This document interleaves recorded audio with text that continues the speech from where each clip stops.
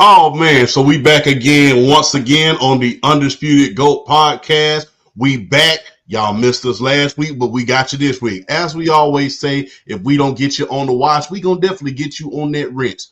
But without further ado, man, look, man, I'm here with the panel right now, the owners of the podcast, man. How y'all doing this week, man? How y'all week been, man? Hectic. I'm hectic. My work week was pretty hectic. My first this whole year so far, work has been like hectic. It's been crazy, but in a good way. So, but I can't complain with it. So, opportunity to make this money, man. You got to get it. It's been good so far. I'm glad it's a weekend, get a little rest in. So, hey, always a pleasure to stay with y'all, man. I'm just ready to get into it.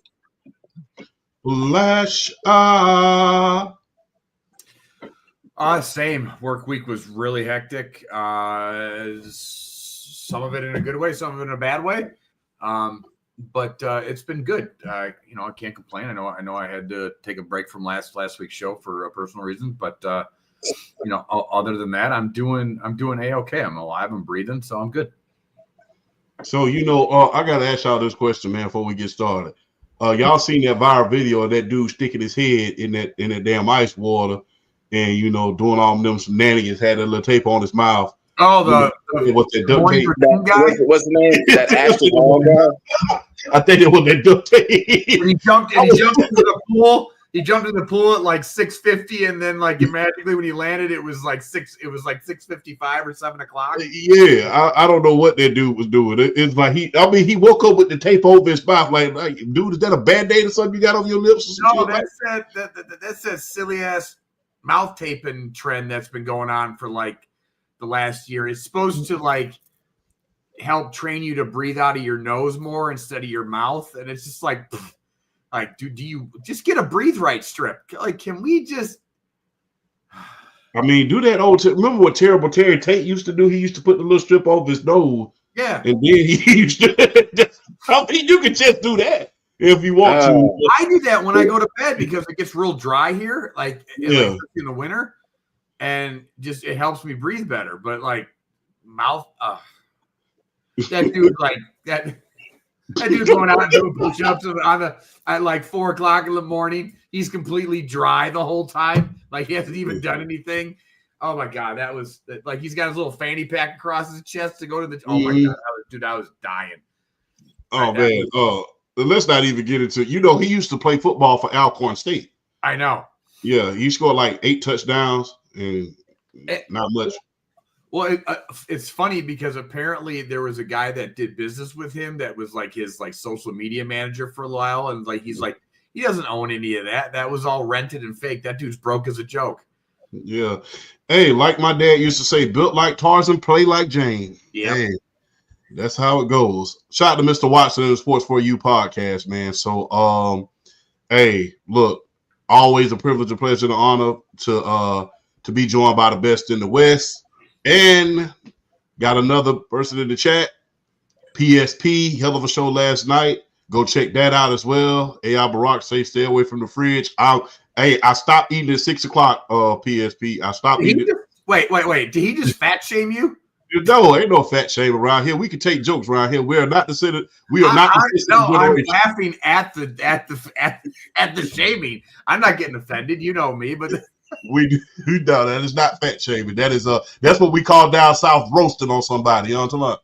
You know what I'm saying? That's what we call roasting. But yeah, I stopped eating at 6 o'clock, man. I did have me some good this evening though. I think it was like I had me some shrimp tacos. I broiled everything in there. So I ain't eating no avocado in there, and I just put some salt on it and just added. But hey, good advice from PSP and AI Barack, man. Gotta stay away from the fridge. So the more I stay away from the fridge, I can, slump this weight down. We can get everything going. But look, man, let's skip but again, shout out to PSP, man. Look, 100,000 followers on YouTube, man. 100,000. You're doing your thing, PSP. We're darn proud of you, man. Hey, man, keep them jokes coming, man, so I can make the audience laugh, bro. Hey, look, I've been avoiding this, man. I don't like to talk about drama. I really, really don't. But it's been drama in the air all the entire time this week. It's been so much drama that it's just been overshadowing a lot of the basketball stories, in my opinion. There's been a lot of stories surrounding LeBron James, surrounding Stephen A. Smith. It's just been on and on and on. Everybody knows about the Pat McAfee show and how that went. And it's just been going on and on and on and on and on. So, I mean, thus far, and I'm doing some research on this at this point in time because I specifically remember sending a few articles to the great PSP. Just in fact, making sure that I got that article. The stories that have been overshadowed by this is that the Rockets are in second place right now in the Western Conference. That they've won, like BRL stated last night on the parent show, the PSP podcast, they have won 10 out of 11 games. Am I right, BRF? That is on the money. 10 of their last 11 games. They are like, people were not expecting them to be second in the West. They were like one of the teams people, a lot of people saying team that missed the playoffs the year before that were going to make it this year. But they weren't expecting like this big a turnaround. So shout out to Ime Udoka. Shout out to the Houston Rockets. They balling this year. Yeah. And to PSP's point, shout out to PSP once again, not to mention the Detroit Pistons turnaround. You had Kawhi Leonard looking like the San Antonio Spurs / Toronto Raptors version of himself. You have Damian Lillard and the ramifications that might possibly have. Because, like I said last night, remember what he said at the beginning of the season. If we don't win this year, I'm afraid I might be traded. And it was kind of cryptic, if you will, about him saying that. Because it's like, why would you be traded?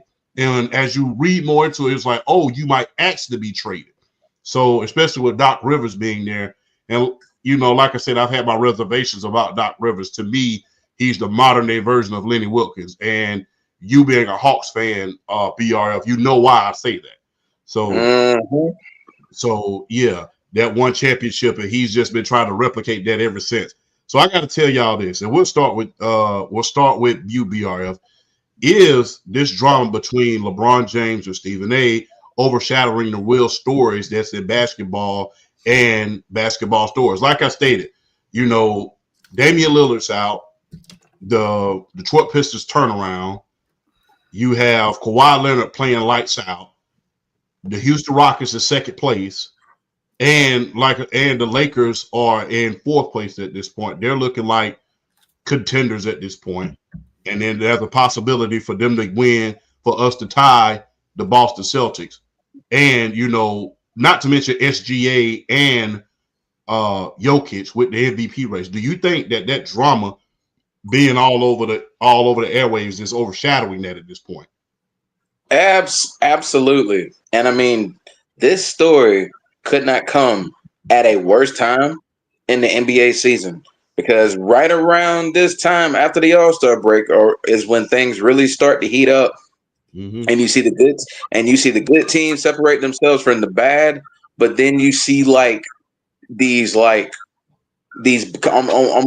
like breakout performances, whether it's an individual or a team performance. And there have been like so many breakout team and individual performances this year that we're not even focusing. That we're focusing on the wrong story. Like you talking about those stories. Like we're not even talking about like breakout performances. Like, I mean, I'm a Hawk fan. I'm gonna go ahead and throw him out there.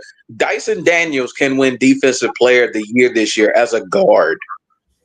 This man has the most steals by a player in the last 15 years. The dude has over 200 steals. The next closest is SGA. I don't even know if he's got 170 steals yet. Wow, wait a minute. That's this season he has that many steals? That's right. Yes, that's Dyson Daniels. He was acquired in the DeJounte Murray trade. I did not know that part. That's news to me. That's another headline that we should be paying attention to. Exactly. Like so much stuff going on. I brought on the PSP show last night. I brought up the Kawhi Leonard stat line since the All-Star break. He's like 25.7 rebounds, 4 assists, 2 steals, 51% from the field, like 40-something% from three, and the Clippers are 10-2. Mm-hmm. We're not talking about that at all. We're not. You brought up the Houston Rockets. They're 10-1 in their last 11. They're second in the West. You brought up Cleveland and Oklahoma City, how this might be actually a year where we don't get any major markets playing for an NBA title. Cleveland and OKC could run the gauntlet and make the NBA Finals. They've been having that. They've both been that dominant in both of their conferences this year, and not to mention the Lakers. This Luka and LeBron combo has been working. I mean, it has been working. I mean, right now I think they're fourth in the Western Conference. It's been working. So there's so many stories like this. I feel like this is one of the things that like the NFL and heck, even Major League Baseball for that matter, gets an upper hand on as far with the NBA is concerned, is that when there are stories, when there are big stories, whether it's records being set or teams playing well, when there are stories that are going on, they focus on that and that alone, and anything else that may going on, it plays second fiddle to what's going on the field. And the fact that this LeBron James and Stephen A. Smith thing is basically leading the way as far as the NBA stories, it kind of explains why people are getting a little tired of the NBA, why the ratings are down, because it's like there's nothing to focus on. And then when we get something to focus on, it turns people away from the game because it's something off the court that takes away from honestly some pretty good basketball we've been seeing really since the All-Star break. So it's a real shame that we even have to talk about this. But I'm really not gonna speak on the LeBron James, Stephen A. Smith thing too much because I pretty much got my feelings out last night on PSP show.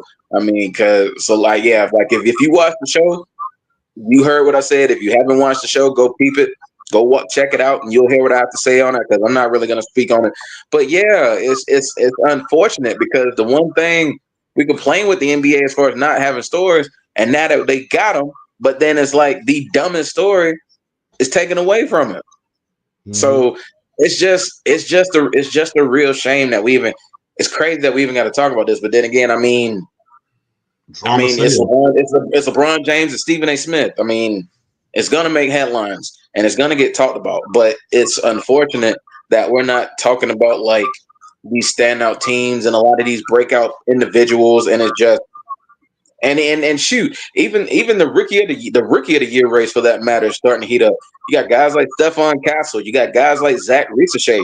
Guys like that who are making a run at the Rookie of the Year award. I mean, it's crazy. It's unfortunate. But I mean, here we are in the social media driven world of the day and of the world of the day, and this LeBron James and Stephen A. Smith stuff is just taking up way too much of our quality time. But I mean, hey, I mean that's the world we live in, unfortunately. Yes, indeed. Big shout out to PSP once again. It's like two dudes at a barbecue getting in a fight. And we talked about that last night, about two dudes, two uncles that's acting a fool, getting drunk, and now they want to throw hands at each other. Shout out to Mr. Coleman. Stephen ain't hitting nothing but air. Yeah. Shout out to Mr. Coleman. Stephen A. always want to act tough when the camera on. I couldn't agree more. Stephen A. is always going to bring up Jordan. I couldn't agree more there as well. Now, there's one person on this panel that we haven't heard from regarding this beef, so we're going to let him cook. And look, we already got the seasoning right here for you. We got the onions on the side. We even got the vodka if you want to add a little spice into it. So on that note, Flash, you have the floor. Is this taken away from the basketball stores that we're supposed to be getting? No, it's not. Oh. This is what the NBA is. It's what it has been for the past, since basically the big three assembled. It's all about the drama and who's going where. This is what the NBA has turned into. Nobody really starts caring about the NBA until the playoffs hit and like the actual play. But this is what's been driving the NBA and what's been driving the eyeballs to the NBA for the last 12, 13 years.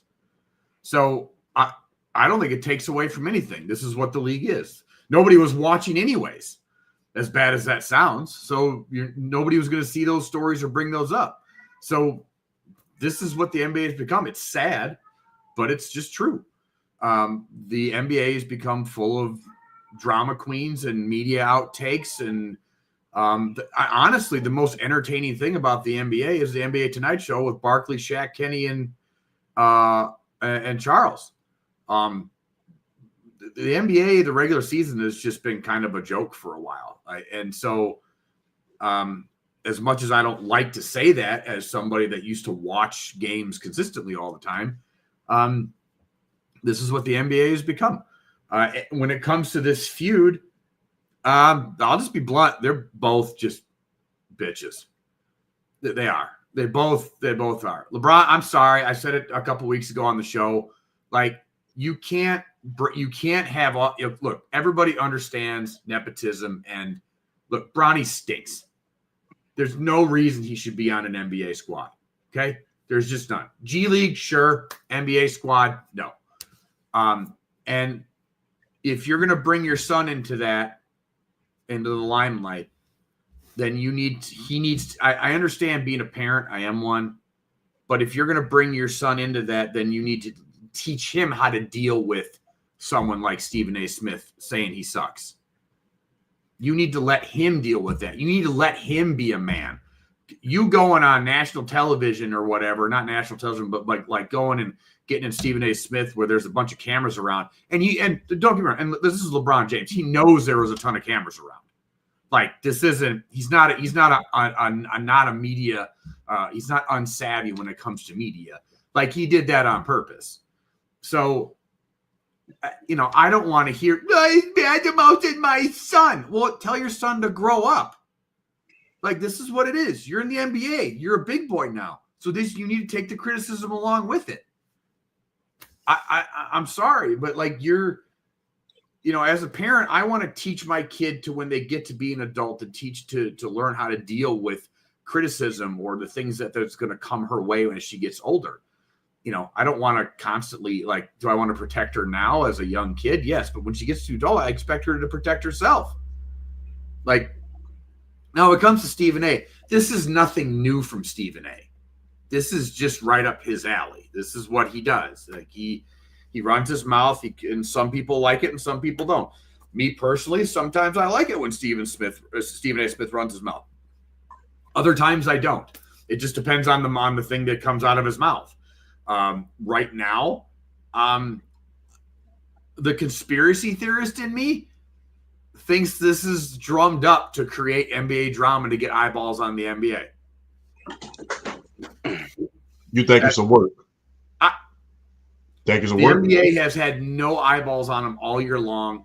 That's been the topic. Why is nobody watching the NBA? Why are the ratings so bad? And all of a sudden you have a drama-filled like feud between the biggest mouthpiece, like, media-wise and for the NBA, and then its biggest star for the last 20 years. I mean, LeBron has never, ever gone on to any show like what he did with Pat McAfee and talked that way. Rarely. Maybe I shouldn't say that ever. He did it on the barbershop show. Like, he's kind of talked that, but that was like next level. Crash out. Yeah, that was like next level. Like, it was just like, fuck it, I don't care. Like, just like went off. And I'm like, there's a part of me that thinks this is a work to get eyeballs and drama and people talking about the NBA. Because honestly, if we look back at the whole season, what was the other biggest story about the NBA this year? The trades. Luka. Yeah, the trade, yeah. Drama behind, and it wasn't even just the trade of Luka, it was the drama behind the trade of Luka. Mm-hmm. So, unfortunately, this is what the NBA has become. It's become, who's dating the latest Kardashian, or, is Kevin Durant going to be traded for the 17th time? Like, that's what this has become, and I think people are kind of getting tired of it. And I think even with this drama between LeBron James and Stephen A., it's kind of ridiculous. It's really silly that this is what the NBA is kind of reduced to and what they have to do to get eyeballs and people talking about the league in and of itself. It's just sad. So, and I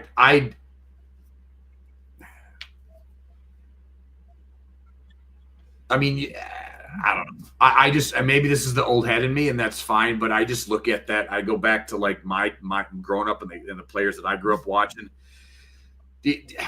I mean, like, don't get me wrong, Kobe was Kobe, but did you ever see Kobe doing stuff like this, or Jordan, or like, this is just weird to me to have this, like, you know, reality TV show aspect to sports, and especially my bad, I did not mean to interrupt.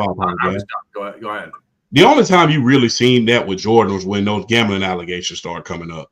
Yeah, that's the main reason why you saw that, and that was really like, and then when the Jordan rules book came out and things like that, and there was rumor that Stephen A. to Mr. Coleman's point, he did curse out Stephen A. But like I said, that was more of a private conversation that Stephen A. kind of brought up rather than us seeing it live and in living color. Somebody walk up to him and just cuss you to your face, but to your point, Flash, I will say this. To your point, Austin Rivers said the same thing. Because if you remember correctly, Austin Rivers got signed to the Clippers when Doc Rivers was the coach and general manager to a $63 million contract.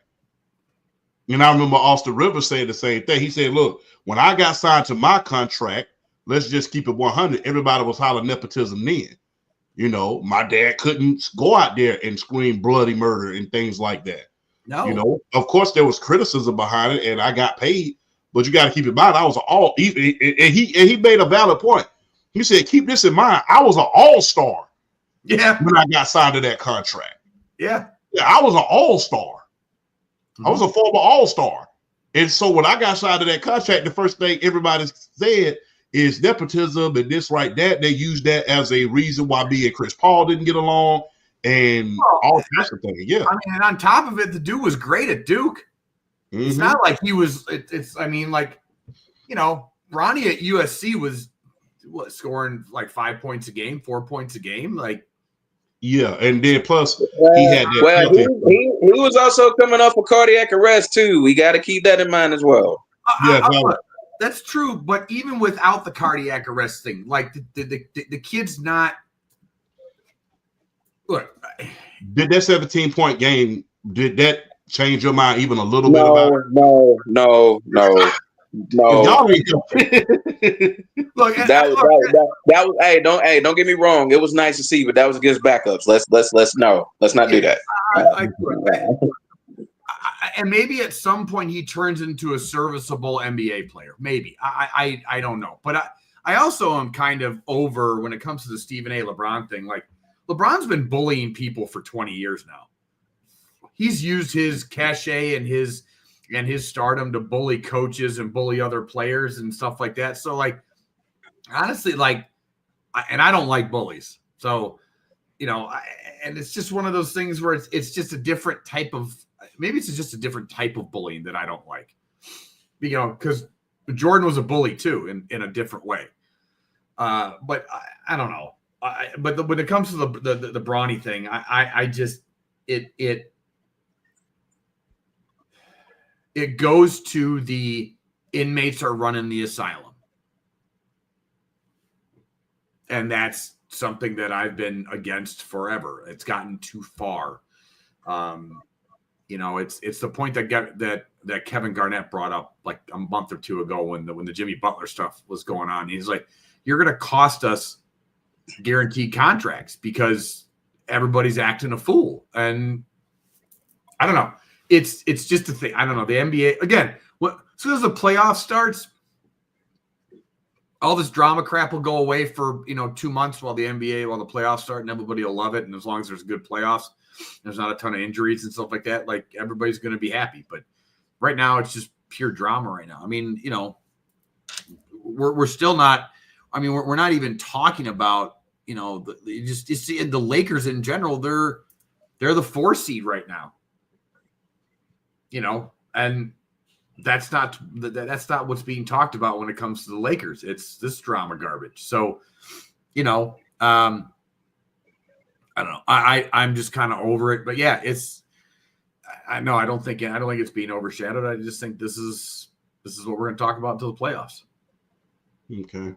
Hey, hell of a segment by that one, man. Good one, Flash. I didn't think about a lot of things that you had said, but hey, I do have a quick question. Could SGA be the last player, because he's up for his contract? There's rumors that he's going to get like 70, maybe 80 million a year. Could he be the last player before the new collective bargaining agreement comes up that gets a guaranteed contract? And could they be? He better get it. He be the last one. Like, we know he's going to get it, but I'm like, after the next collective bargaining agreement, could we see a situation where a lot of things are more incentivized than ever in the NBA? Like, it's very possible, because all the big names that are getting the contracts either aren't living up to the contract, or they play great but they stay hurt. So yeah, he could definitely be the last one to get the guaranteed money before they go back to more incentivized contracts. And I mean, it's kind of the way it's been. So yeah, it's very possible. Yeah, it is very possible. And the aspect too is like if the ratings keep going down, which that's going to affect a lot of things. The owners will kind of push back on that, and at some point they're going to push back on it and say, hey, with the salary cap going up year in and year out, is it going to be the same thing? Is that going to be a guarantee every year now? Because if I'm an owner and the ratings aren't there, my first question is, okay, what do we do differently? What's the thing that we can do? I don't think anybody wants to shorten the season. So, because that would just, that would mess up the record books beyond belief. And I'm not really sure what the answer is, but if I'm an owner and I own a team and the money's not coming in and the ratings aren't there, and you're not going to be able to get the media contracts that you desire, not saying the NBA is in trouble or anything. I think it'll be fine. It'll rebound. Every league kind of goes through this to a certain extent. It's just a little surprising. So, one thing before we move on that the NBA needs to do, start making the NBA more accessible. Again, make the NBA more accessible. Can you, to the everyday man? Because the thing is, y'all want to know how much my middle school paid in order to take us to my first Hawks game. My parents paid, you want to know how much my parents paid in order for me to go to my first Hawks game when I was in 7th grade? $50? It was less than that. It was $40. Well, no, it was $20. It was $20. And I wasn't in the nosebleed seat. I was in the mid seats. Yeah, now I think about right behind the backboard. I had mid arena seats when I was 13. Went for my 13-year-old birthday to a Bucks game. I think the tickets were like $12.50. Yes, make it more accessible to the everyday man. Or at least have nights where you have fan appreciation night rather than overpricing them. So that's one thing you could do. You're not. You got to make things accessible to the everyday man. Because that's, I'm not insulting rich people when I say this, but guess what? We're watching the sport more than billionaires. You're managing the sport. We're watching it. So that's just the thing. Well, and to your point, I don't want to jump into a WWE kind of, but we're looking at WrestleMania 41 coming up, and it's like the slowest ticket sales ever for WrestleMania. This is in Vegas, and part of the reason is because they're pricing themselves out.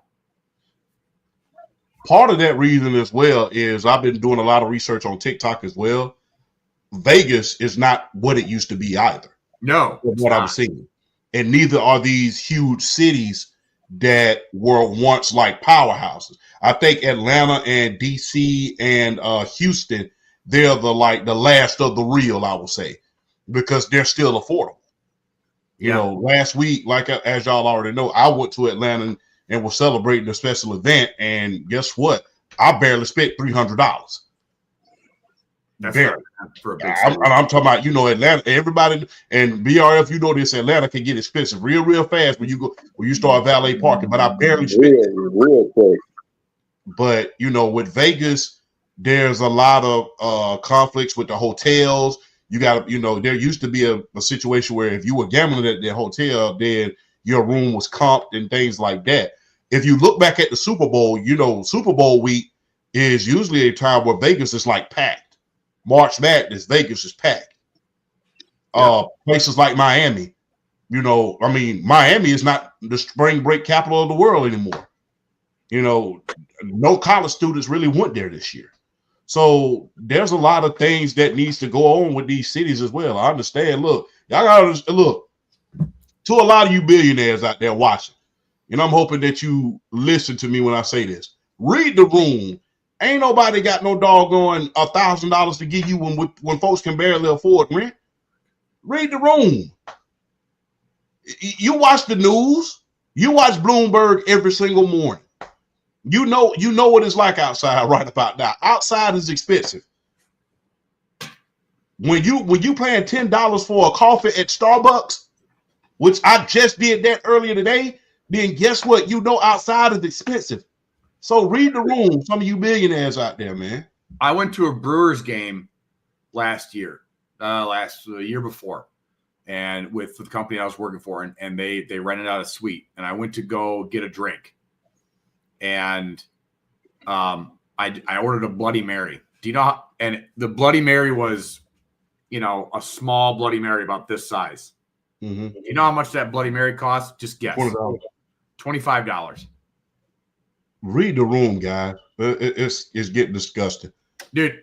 Like Alexa Bliss better have dipped her tit in it for me to cost $25 for the Bloody Mary. That's insane. Oh my God, bro. Well, Lord have mercy. Y'all be talking about muting the pipe bombs. That darn Flash is something else. Hey, I have been gone for a couple weeks now, and you know what? I'm I'm not holding back tonight. I'm just I'm a little ornery. So, this man said Alexa Bliss did. Oh, Jesus. Lord have mercy. I mean, but I'm not going to cost $25. I'm not. If she do that, I'm not going to object to it. Let's just be real. I paid $25 for that Bloody Mary. Matter of fact, I'm gonna say thank you. But moving on. Ryan Cabrera, if you're watching this, we are so sorry, sir. We are so sorry. We are so sorry, sir. He's one of my favorite wrestlers. I mean, no disrespect. More of a compliment on how insanely beautiful he don't. Flash. Hey, Flash missed us too, so it's perfectly okay. It's fine. Again, no disrespect, just it's a compliment. Hey man, I feel the same way about Jade Cargill, man. You know what I'm saying? Just a compliment. I'm just being real. So. Please don't hit me over I'm that way about Stephanie Vaquera. So hey, what do you do? Okay, so I'm just saying. But make it more affordable for people, man. Look, yes. If you to all of you billionaires out there, if you're looking for a business model to make everything more affordable, look right up the street, 2 hours away from Columbus, Georgia, and look to that man in Atlanta by the name of Arthur Blank. Because every time I go to a Falcons game, I spend $30 and I drink good, I eat good, and I have fun.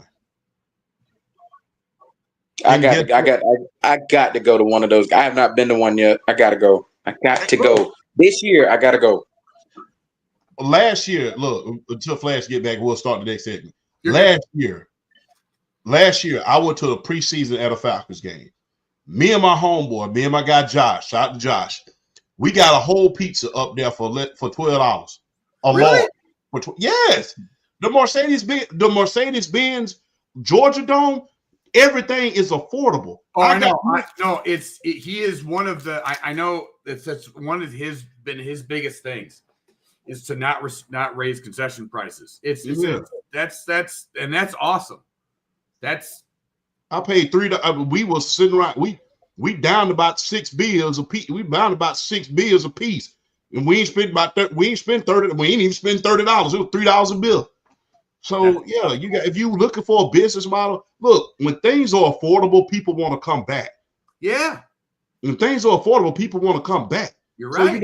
if I got $6 look, if I got $3 beers and I can get a large pizza in the stadium for $12, guess what? I don't mind spending money on them expensive tickets because I know I'm gonna have something feasible in order to feed my entire family.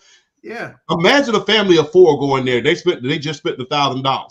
That large pizza is gonna go a long way with those kids. You can eat pretty much the whole game on that alone. There's got to be something like you can't. Again, we had this discussion a handful of years ago about Super Bowl tickets of basically the NFL pricing themselves out and how the crowd was just dead. Now it's been better the last couple of years, but you can credit that to like fan bases like Philly and stuff like that. They're just loud in general. So, but you know, and the crowds are just dead because it's just a corporate event. It's not like sports fans. It's more about being seen, and that's the thing. Like you're gonna take away from a lot of a lot of people that want to go to. I remember being a kid and skipping school and paying $4 for bleacher tickets to go to a Brewer game, like or maybe $7 at most. You pay a couple extra bucks to a scalper or something like that. Now it's just crazy. It's just,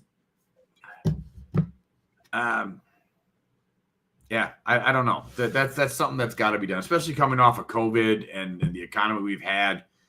It just amazes me that Hey, I think man. lost an arm and a leg now. Hey, arm and a leg.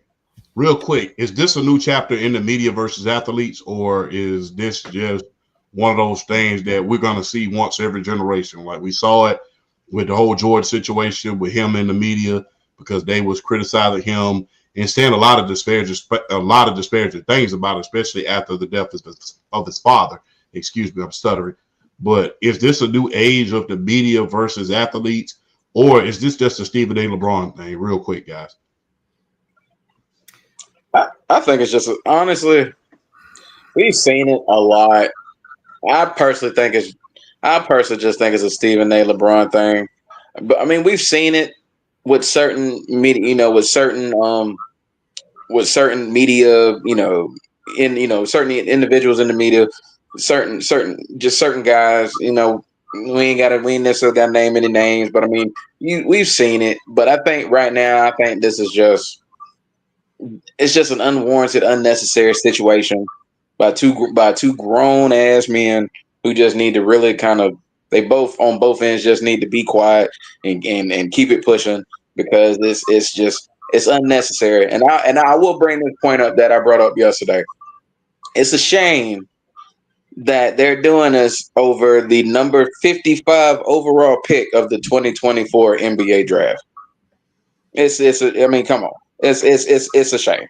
We're doing this for Bronny. He's 55. Now, I said this, like, I defended him on this. Is like I see people saying, yeah, he's not good. He's not ready for the NBA. And I hear the one point I always hear is he's taking from deserving players. I'm like, who the hell are y'all looking for in the back half of the second round of the draft who are more deserving than Bronny James? Who are y'all looking for? That's the only thing I'll say. Who are y'all looking for? Who's gonna come in at 55 and do more than Bronny James now? You probably nobody. So it's crazy that we even having this discussion about a guy who's drafted 55th. So I mean, it's unwarranted. It's unnecessary. Flash. No, I don't think it's a new chapter. Like I said, I just think this is the NBA and what it is. So I don't. I mean, you could argue that maybe this is kind of different, but you look at another league right now and Aaron Rodgers and how his battle with the media and just him being called out and being called arrogant and selfish and stuff. I don't think it's a new chapter. I just think this is what it is now, and it has been for a while. We are a reality TV show, social media, 24-hour news network. society, and this is what it is. It's just the world we live in now. So, no, I don't think it's a new chapter. I think it's par for the course. Hey, I don't think so either. I just think it's one of those things that happen once in a generation. And plus, I think Stephen A, he always beefing with all of these athletes. So, because, this ain't the first guy. Remember, he was beefing with Draymond Green. And he said Draymond Green don't talk to him anymore. So, I mean, hey, whatever. Read what you sow, man. I want to bring up one thing. Yeah. The one thing that I thought was really bogus that LeBron did on the Pat McAfee show, dude did shit all over Brian Windhorst. I said the same thing last night. Yes, he did. Like, dude, that dude deserved none of that. That dude has had your back for the last 20 years since you were in high school. Mm-hmm. That was disgusting. That was disgusting. It was gross and disgusting. That dude deserved none of that. You can throw all the haymakers you want at Stephen A. Smith. That's fine. But Brian Windhorst just literally goes on, has defended LeBron James for the past 20 years, and is, by all accounts, just nothing but a nice dude that goes on and talks about the NBA. And LeBron had the audacity to go on there and shit on him. And then Brian Windhorst in response was classy as hell. And that's what I'm talking about, the bully thing. Like, that was gross. Yeah, and I said the same thing last night. At least Brian Windhorst had enough sense in order to say, hey, LeBron doesn't owe me anything. He does a hell of a lot for the school, for the community. He owes me nothing, man. So the only thing that I can do is talk about basketball and make my contributions to sports media. And that's the problem I have with Stephen A. Smith. Because guess what? Brian Windhorst is not out here looking for all this fanfare drama. He just took the high road and kept it moving. So to your point, Flash and BRF, that's exactly how it's supposed to go when you're in sports media. Yeah, somebody can crap all over you just because, they pissed off at this dude, but that doesn't mean you got to sit around here and go Ja Rule and clap back at somebody. So, but I got to ask y'all this, man, because, as y'all already know, when it comes to baseball, I'm biased. Everybody knows that. Everybody named Mama knows that. So, in my humble opinion, the Braves are going to win every single year. So, I'm biased. Like I said, I'm biased when it comes to baseball. I'm biased. Only thing I ever knew was Braves. And, let's not even talk about that other team in New York. I'm so happy that you lost. Keep losing. So, I got to ask y'all something. What are y'all reactions to opening weekend in baseball, man? What are y'all reactions? 2 early predictions real quick. Flash, you go first. Well, I went to a little tiny restaurant today called Jimmy's in Jackson's, right in my little tiny town that I live here in Wisconsin. And I was eating my French toast and my meat lover skillet, and I happened to look up. I was sitting at the bar, and I looked up and saw the Brewer game. And the Yankees just stomping the good old mud hole in the Brewers today. I think they ended up losing like 20-6 or something. Mm-hmm. They hit 8 home runs. Apparently, like the Yankees did some kind of analytics on their baseball bats. I saw a TikTok on it and a couple of news things on it that they moved the center of the barrel down a little bit, which is possibly contributing to their insanely, like, it's the most home runs in like a 2-day span of an opening day in history or something like that. So I guess I'm kind of, I hate saying this, but the Yankees,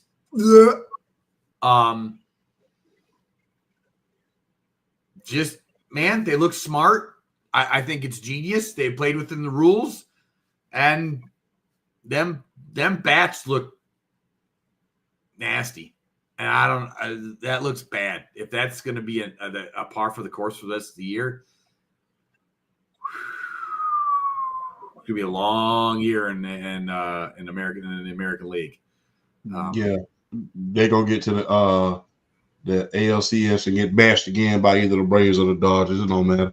I think the Baltimore Orioles are a better team than the Yankees, but that's just my opinion. that's just my opinion. I'm just. This is hot take reaction from just opening weekend. Oh yeah. No, I don't know. I just think that if who's impressed me the most so far, it's the Yankees. That doesn't make me feel good, by the way, saying that. It doesn't. I am not that again. Like I don't like that, but it is what it is. Who's impressed? Okay, who's impressed me the most so far, whether it be a team or a player? We're gonna go back to first game. We're gonna go back to opening day. We're gonna go back. We're gonna go to the Phillies versus the Nationals, and I'm gonna call out a young pitcher by the name of Mackenzie Gore. Dude had like 10 strikeouts before. Dude had like 11, 12 strikeouts before the end of the 5th inning on the Philadelphia Phillies. Mm-hmm. Now, I remind you, the Philadelphia Phillies ended up winning that game. They struck out 19 times, and they still ended up winning that game. But Mackenzie Gore, that was a tremendous performance. That's not really a team. I guess if you want to say the Yankees, yeah. If you want to say the Yankees, I guess you could say the Yankees as far as a team that's impressed me so far. I don't know. I have a question for you. Go ahead. Do you think the Bear from our Atlanta Braves, do you think he can win the home run title this year? The Braves have at least, okay, when everybody's healthy, the Braves have legit 4 guys that could win the National League home run title this year. When healthy, legit. They have Marcell Ozuna, they have Matt Olson, they have Austin Riley, they have Ronald Acuna Jr. When they're all healthy, they have 4 guys that could legit go and bomb and win the National League home run title. So, is it possible? Do I think Marcell Ozuna could? I absolutely think he could, because I think right now, this might be a hot take. I think he's the best DH in baseball, not named Shohei Ohtani. And yes, that includes Bryce Harper. I think Marcell Ozuna is the best DH in baseball, not Shohei Ohtani. And the stats backed it up last year. Still ticked me off that Bryce Harper got the freaking whatever was the Silver Slugger at DH, and I'm like, yo, Marcell Ozuna is like right there. Literally better average, literally just as many, if not more, home runs, more RBIs. I'm like, what are we doing here? Why are we recognizing Bryce Harper over Marcell Ozuna? What are we doing? I get Bryce Harper plays with the Phillies. I get the Phillies won the division. Marcell Ozuna had a better year last year. Like, what are we doing? So this says that. What are we doing?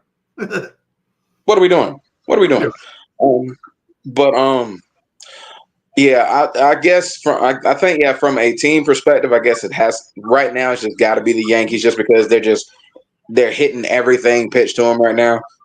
And I mean, do they benefit from playing in that sandbox of a stadium? Absolutely, they do. But at the end of the day, you still got to make contact with the baseball. And right now, they're hitting everything. So I think from a team perspective, it's definitely the Yankees. But I gotta show some love to Mackenzie Gore with the Washington Nationals for what he did opening day, striking out like 12, 13 Phillies. That game was just ridiculous, the performance he put on. And he's been kind of showing like this has been kind of coming. Like, if you followed it and you saw his second half of last year, he was starting to turn up. So I'm kind of not surprised he did that. He's a talented pitcher. And I think this is finally the year where he has his breakout for Washington. Well, are they going to be good? Maybe not, but I don't think it's going to be. It's not going to be any fault of his. I think he's clearly going to be their best pitcher. All right. So let's get back into some football, man. As you all know, Russell Wilson, he signed with the New York Giants, and along with Martin Luther King Winston and Tommy Cutlets. So they got their quarterback room pretty much straight at this point. Justin Fields went to the New York Jets, the team across town, and the Steelers only have one quarterback in their room right about now. So I have a question for both of you guys, and this is a 2-part question, by the way. Are the Steelers in trouble already, and the season hasn't already begun? because the reason why I asked this is because they already have an overly emotional wide receiver in the form of George Pickens. We know this already. Then on top of that, they brought in another very, very emotional, very, very passionate guy in the form of DK Metcalf. Right now, they don't have a quarterback in that room in order to get him the ball. Now, there's been a lot of speculation on them getting Aaron Rodgers. So the other part of that question is, are the Steelers in trouble already? And could bringing in Aaron ultimately cause Mike Tomlin his job? Whoever wants to go first. I'll take this one. Okay. Yeah, they're in trouble. I think the fact that if you're depending on Aaron Rodgers to be your starting quarterback this year, besides the fact that I don't think he wants to be there. From all reports that I've seen, he wanted to go to Minnesota. He wanted to go to Minnesota for Kevin O'Connell and a more stable organization, which is saying something considering that this is the Pittsburgh Steelers. You know, it's not like the Pittsburgh Steelers are on, but a more stable offense. And honestly, if I'm any team, I'm not signing Aaron Rodgers. That's just me. And now Pittsburgh, if you don't sign Rodgers and you have Mason Rudolph as your only quarterback, which there are Steelers fans that I'm seeing that want Mason Rudolph to start instead of bringing Aaron Rodgers in. Oh, God. Well, I don't blame him on that side. I should say instead of bringing Aaron Rodgers in. The level of toxicity on Aaron Rodgers right now is pretty bad. You know, Minnesota is like, yeah, we don't want him. Like, and which is fair. I wouldn't do it either, because if you already have JJ McCarthy, why are you entertaining? Why would you bring, you know, Mr. Asset himself, Aaron Rodgers, into your locker room? Like, no, especially with a young quarterback right now. As much as I've never heard a bad thing about Aaron Rodgers when it comes to young quarterbacks. He's always actually been really good. He was great with Jordan Love. Apparently, when he was there, I guess he was pretty good with the Jets. He was actually pretty good with Zach Wilson too. So, but I still don't see the point if you're Minnesota. You give JJ McCarthy the keys to the Corvette and you let him go. But if you're Pittsburgh and he decides to not sign and retire, what do you do? Your only option is to go to Atlanta and say, we'll give you something for Kirk Cousins. But everything out of Atlanta says they're not trading Cousins now. Now, that could just be because they're trying to drive up the price. But still, like, if that's your backup plan to Aaron Rodgers to try and overpay for Kirk Cousins, because Atlanta technically, if I'm Atlanta, if I don't get a deal that I don't like, just keep him. Exactly. So that's why it was such a brilliant move to give Kurt the 10 mil. It's a win-win. You know, so yeah, I think the Steelers are in trouble unless they can like mortgage their draft picks for the next 3 or 4 years and trade up to get one of these quarterbacks, which, you know, besides Ward and Shador, are you really trading up for any of the other ones like that? You're going to give up your future for Jackson Dart? Well, I think he's the only other one I would even consider, and that's a stretch. That's what I'm saying. Opinions vary widely on Jackson Dart, on his projection in the NFL. So I've heard some pundits say he's Josh Allen. I've heard some people say he's like worse than Kenny Pickett, which that's a little much, but still. But again, yeah, they're in trouble. Could bringing Aaron Rodgers in ultimately cost Mike Tomlin his job, especially considering the toxicity that's in that locker room at that point? It's like you got Aaron Rodgers, you got DK Metcalf, and you got George Pickens. It's like you're not going to be able to keep control of that locker room at a certain point. No, yeah, he's not the GM. Right? No, he's not. So right now you could blame the GM for not getting a quarterback. Okay. That's how I look at it. Like I I always thought the Kenny Pickett draft pick was kind of really bad. I just don't see no, because he'll do a 500 record or he'll get into the playoffs with this team. Like he will. And why, if you're Pittsburgh, what kind of coach are you really going to go get? Like I'd fire the GM first. Yeah. BRL. Yeah, I don't. It would have to, if they were to ultimately bring him in, the team would have to just completely just implode.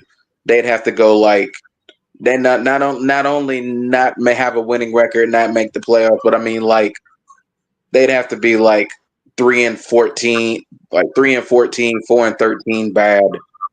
And I think there's enough talent already there to where they won't be that bad.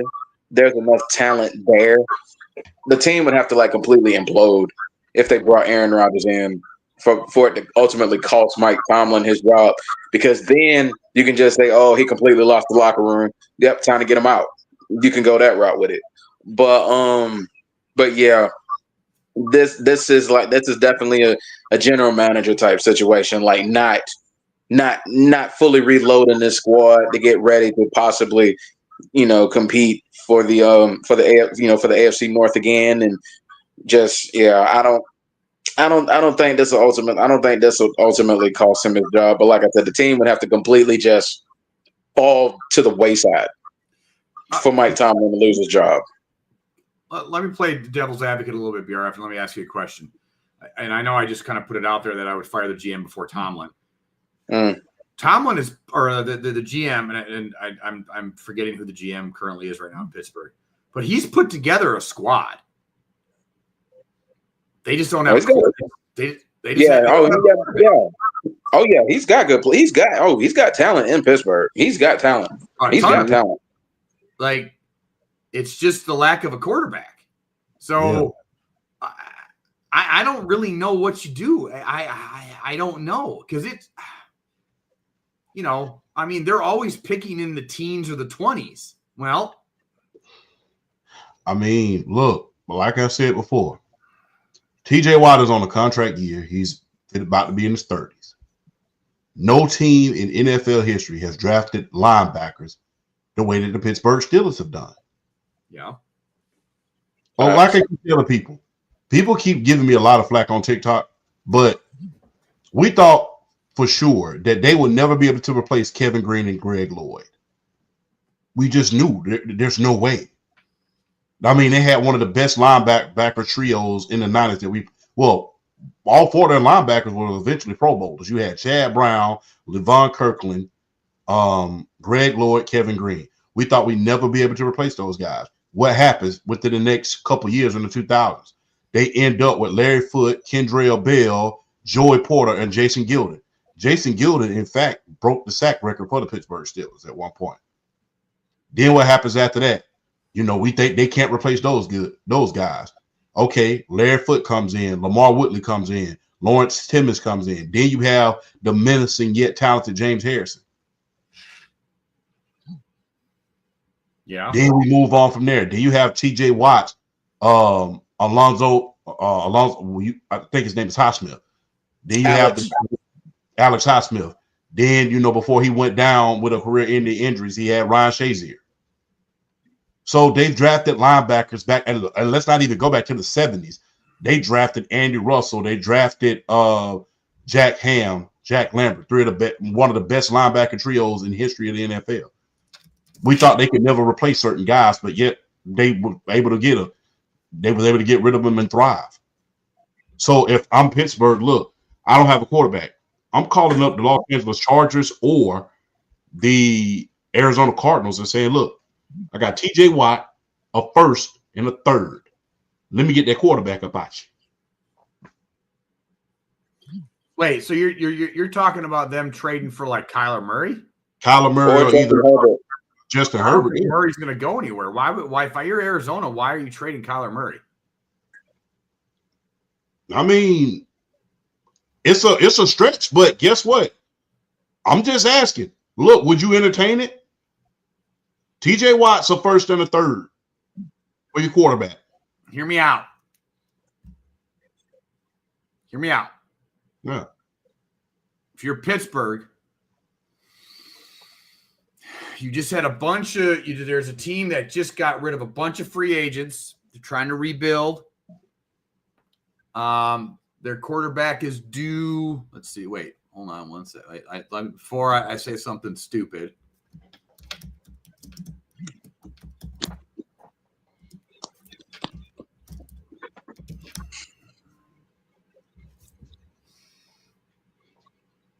Okay. What if you offer the San Francisco 49ers TJ Watt and the 2 for Brock Purdy? Oh, damn. I don't know. San Francisco that's great. Just depleted their whole team, or a lot of their team. They need defensive help. Nobody wants to. I don't think the Niners really want to pay him $50 million. This is a segment we're going to come up on in a little bit. It's a good segue. They don't want to pay him $50 million a year. But if you're Pittsburgh, though, you would get a young, playoff experienced quarterback.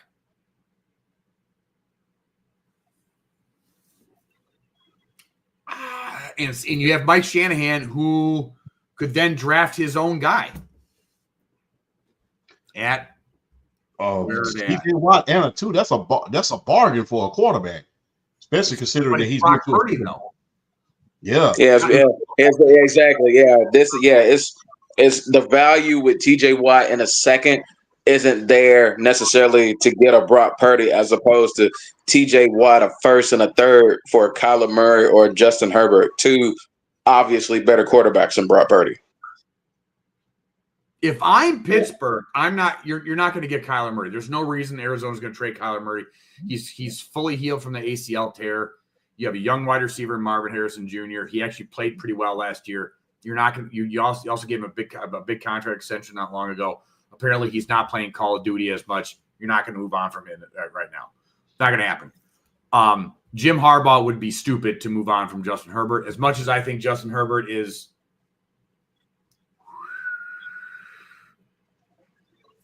overrated. I think he's overrated. If I'm Pittsburgh, Brock Purdy fits Pittsburgh's culture. I think he could play with both those wide receivers, and he's got going to a very similar situation he was just in San Francisco. So they got a stacked defense. They'll have a good running game and 2 great wide receivers.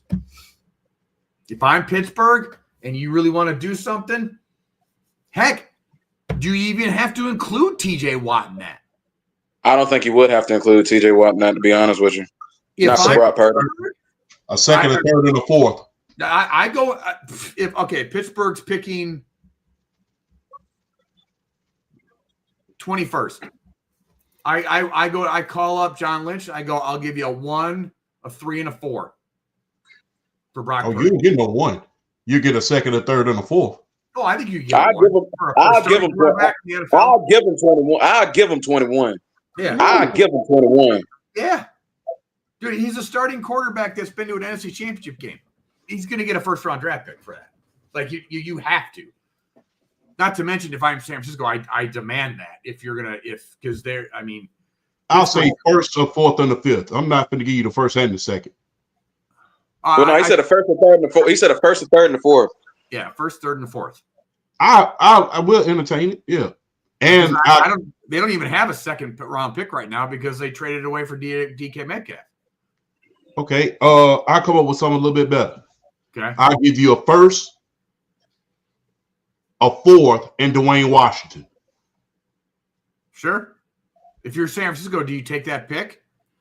Yeah, I'll take it because George Kittle was looking kind of hurt.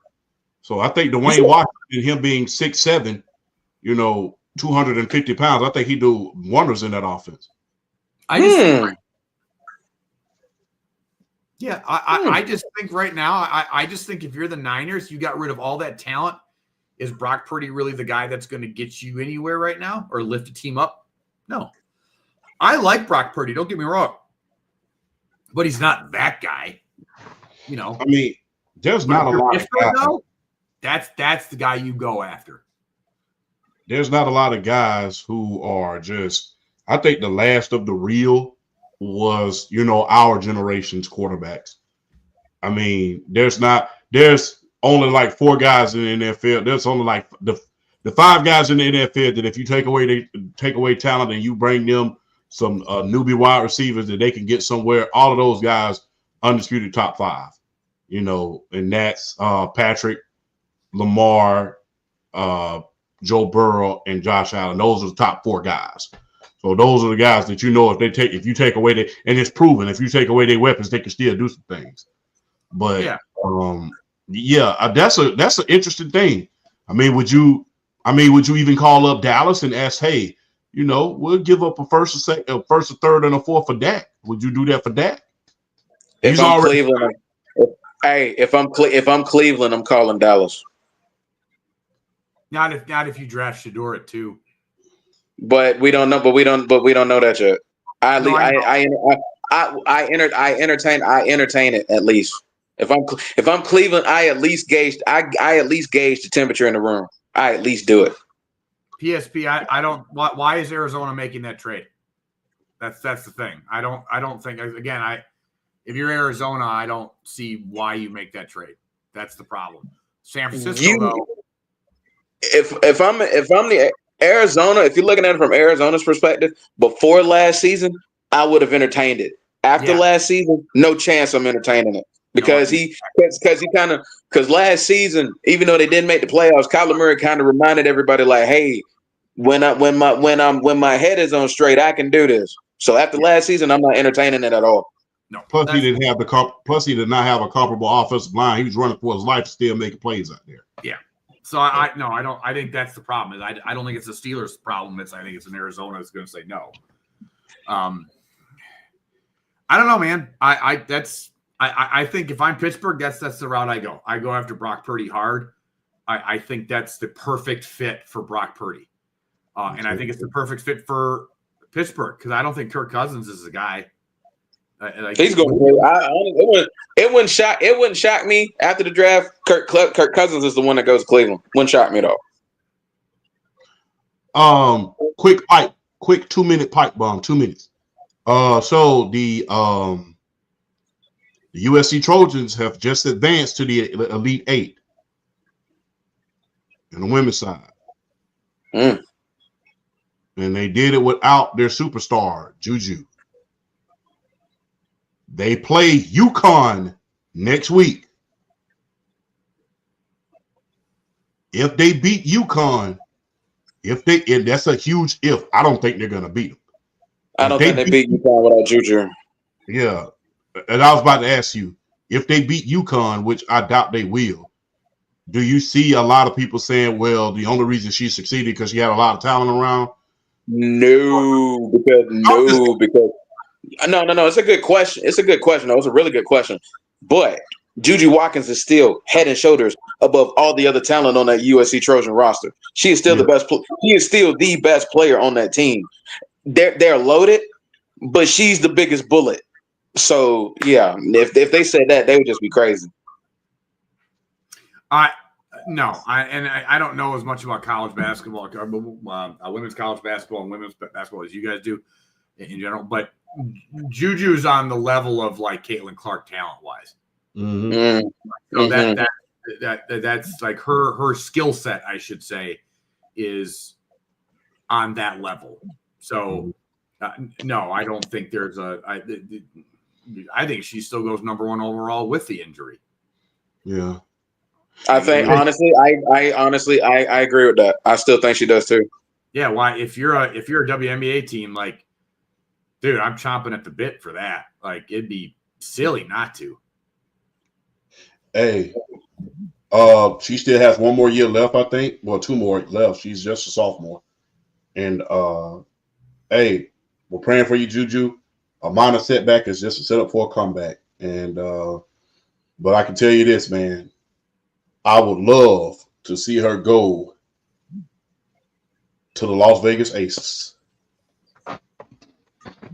Good God, her and Aja, bro. Yeah. Good God. Yeah, but how? I'll trade the hell. I'll give you a first round pick for the next 6 years to get that. That's true. Shit. So can you imagine her and Caitlyn, though? For Juju Watkins, I'm giving you some capital. I agree with you there. I'll give you a first round pick for the next 6 years. Dude, can you imagine her and Caitlyn, though, running the court with both of their vision? That is unfair. Oh, that is an unfair backcourt right that there. would be beautiful. I think the teams in the WNBA right now, if you put Juju Watkins on their roster, I think all hell would break loose. Are Indiana, Vegas, the way they're currently constructed, are Indiana, Vegas, possibly the Sparks, possibly the Atlanta Dream, the Connecticut Sun, and the Minnesota Lynx. Yeah. Any one of those six, just get out. Just get out the way. Just get out the way. Nafisa Collier, the defensive player of the year with Juju Watkins. Juju with Nafisa Collier, bro. Just get out the way. Just get out the way. Hey, look. I'm gonna just be real. Hoping that she ends up going in the next couple of years. I don't think they're gonna be bad for very, very long, especially for considering they do have a new coach and Angel has improved her game. Yeah, she'd be the best fit for them. She would be the best fit for them. Now that you think about it, she'd be the best fit for them. I'd love to see her go to the sky, but she'll be the best fit. Yeah, because right now they just got a bunch of bigs sitting around. It's just Angel, Cardoza. They don't have. I thought they was gonna make a run to get these in their character, but they did get Ariel, but I don't think they got enough. I don't think they should have traded their third overall pick. But I think that Aussie Fudd going back to saying she's going back to school through a monkey wrench in a lot of people's programs, because I think she was ranked like 4th on people's draft board, right behind Olivia Miles from Notre Dame. So yeah, I think that threw a monkey wrench in a lot of situations. So I'd love to see that in the next couple of years, but I don't think that's going to happen. I think she's going to end up going to Portland because they're going to be looking for somebody to do that. Yeah, what's up, Flash? Is Angel Reese afraid to jump? She has a rod in her leg, bro. Does she really? Yes. Okay. She has a rod in her leg. It doesn't. So it weighs I watch around. her highlights and I go, like, are you not allowed to like she can't elevate at all? Is that like a permanent rod in her leg? That's a permanent rod. She broke her leg. That's why she ended up transferred to Maryland. She broke her leg. That's why she left. She broke her leg. That's why she left Maryland. That explains so much. Okay. Yeah, people don't know that she has a rod in her leg. But for you to have a rod in your leg, you still snatch down 13 rebounds a night. I mean, I can make an Angel Reese joke right now, but I'm not going to. But the fact that because I look at it, I watch her footwork, and I go, why doesn't she elevate? Like, if she could just elevate just a little bit more, but that explains it. I'm just like, yeah, I'm like, they have to have a vertical more than a snail. Like, I'm like, what is going on there? I'm like, there has to be something going on there. That explains it. Yeah, she has a rod in the leg. That's the reason why. Yeah, and that's a permanent. That's why you see when she runs, she has kind of like an awkwardness to her run because of that rod in the leg. She has a full. I think she broke her tibia. She broke the weight bearing bone in the leg. She's gonna have to then. She's literally gonna have to train herself to elevate off the other foot. Then, if that's that's what Lisa Leslie was training her to do. Was it okay? Because if that's the case, then if that was her elevation foot that the rod is in, then she's got to. No wonder her footwork is all janky. Yeah, that's why she was working with Lisa Leslie in order to prove that. She was pushing off on that right leg, which I know the feeling. Never mind. I know the feeling of that because I used to push off with one of the legs and one of my ankles got messed up and I kept pushing off. So, yeah. I mean, it's habit. It's like if I'm pushing off that one leg, it's just muscle memory. It's like trying to, if you're whatever dominant hand you are, trying to learn to dribble with the other one. It's something. Exactly. So but that I watch that one dude that makes the TikToks where he's just screaming and just going like bang, which are hilarious, by the way. They're like the most entertaining TikToks like on the app. But I just watch her and I try to just, besides laugh, I try to, like, why is she not like, yeah, she's got to learn how to go off that other foot because she'll never be she'll never get where she needs to be offensively if she doesn't learn how to do that and work around that that problem. Yeah, and that's the reason why people don't understand that when you pushing off that leg, that bad leg. But like I said, that's how come it looks kind of awkward when she runs because she has that rod in the leg. So yeah, she kind of runs like how Mick Foley walks. It's like I said, it's like an awkward little walk. One leg is like longer than the other one, just by like a little bit, which is kind of actually what Foley has too, because I think he's got something in his hip or leg or something like that.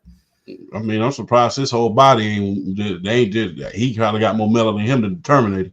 Oh yeah, stuff that he done went through. But I digress. So I got to ask y'all this question real quick, before we get into wrestling. Is Brock Purdy, Pro Bowler, went to an NFC Championship and a Super Bowl, worth $50 million? That MC Hammer money. Oh. No, he's not. What is 25 though? I'd give him 25 or 30, but not 50. I'd give him 30 just off the premise of his resume and the market. And the way the market is. I give him 30. I'm not giving you Patrick Mahomes, Josh Allen, Lamar Jackson money. I'm not doing it. You're nowhere near them. I'm not giving you that. No, and I've been a Brock Purdy defender too for years, and I don't think he's worth that much. To me, to get paid $50 million a year, there's only a couple guys that should get paid that, and that's about it. Right. You got that tier one: Mahomes, Allen, Burrow, Lamar. Only ones that should be getting that type of money. Only ones be getting that type of money. Yes. Yep. 100% agree. Yeah. Plus, you kind of didn't make your case last year when a lot of these great players started getting hurt. You didn't make your case last year. You didn't lead them to the playoffs. You didn't do what Peyton Manning or some. I mean, look, say what you will about Peyton Manning, but I ain't never heard of Jacob Tammany and Austin Collie ever again. After those 2-3 years they played with Peyton. Well, yeah, that's true, but also Peyton Manning basically threw Austin Collie into a bunch of concussions. So he really did. Yeah, that's fair. Austin Collie actually would have been a pretty decent wide receiver. He was talented. I liked Austin Collie. He was really talented as a slot guy.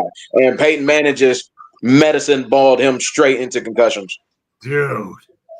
That's some of the throws that he did with Austin Collie. That's I meet you in the locker room and we have a discussion. Yeah, I mean, I get your premise is based on, your recognition of the defense and your accuracy. I get that, but sometimes throw it away from get them away from the defense. You ain't got to lead them there just to try to fit the hole. Get them away. Yeah, you part of your job and is as a quarterback is to protect your wide receivers and don't hang them out to dry. Yeah, and poor Austin Collie. That I've never seen a dude get hung out like that many times. It happens. It's football. I'm not, Brady did it to Welker. I think once. It wasn't a concussion. He just threw one over the middle, and Welker just got sent into next Tuesday. But he got Ryan Clark. Yeah, he did.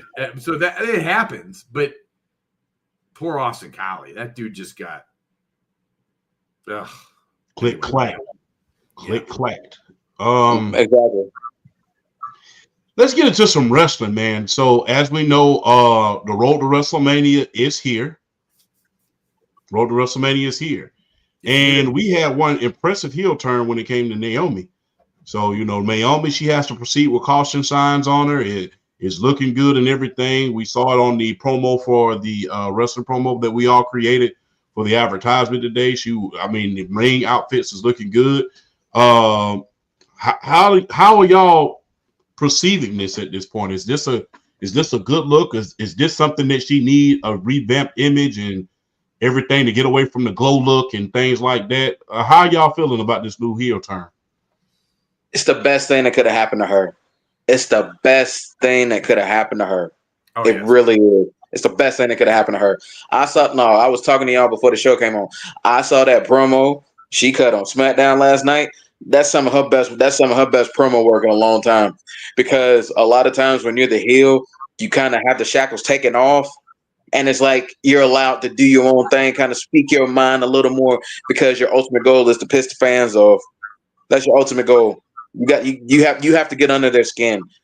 And just this borderline narcissistic, psychotic Naomi is like it's I think it's already become one of the more intriguing characters in the WWE, and it's only been like a few weeks, and she's already seeing it out in action is like one of the most intriguing characters out there, because now because I feel like with her we got to validate it with something. We got to validate.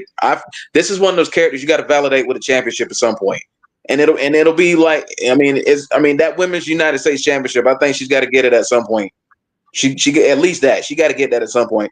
You have to validate it with a championship, because I think it's pretty much all. I don't think it's official yet. It may be, I don't know, but we got to get that Naomi. We got to get that Naomi Jade match for WrestleMania. And that's and depending on where Jade is as far as like her in ring, it could be it could be like a sneaky kind of, not necessarily a show stealer type match, but it could be one of those sneaky good, like we'll be talking about it for like the next days and weeks after kind of match. Like it does have that potential, just depending on where Jade's at as far as her in ring capabilities. But I'm digging it. I'm digging this. Like her costing Jade that match against Liv Morgan. Because a lot of people were saying, okay, you're gonna establish Jade Cargill. You got to have her just beat the brakes off of Liv Morgan, and for her to lose that match, it's like I could see it, but at the same time, it's like you got to build up Naomi too.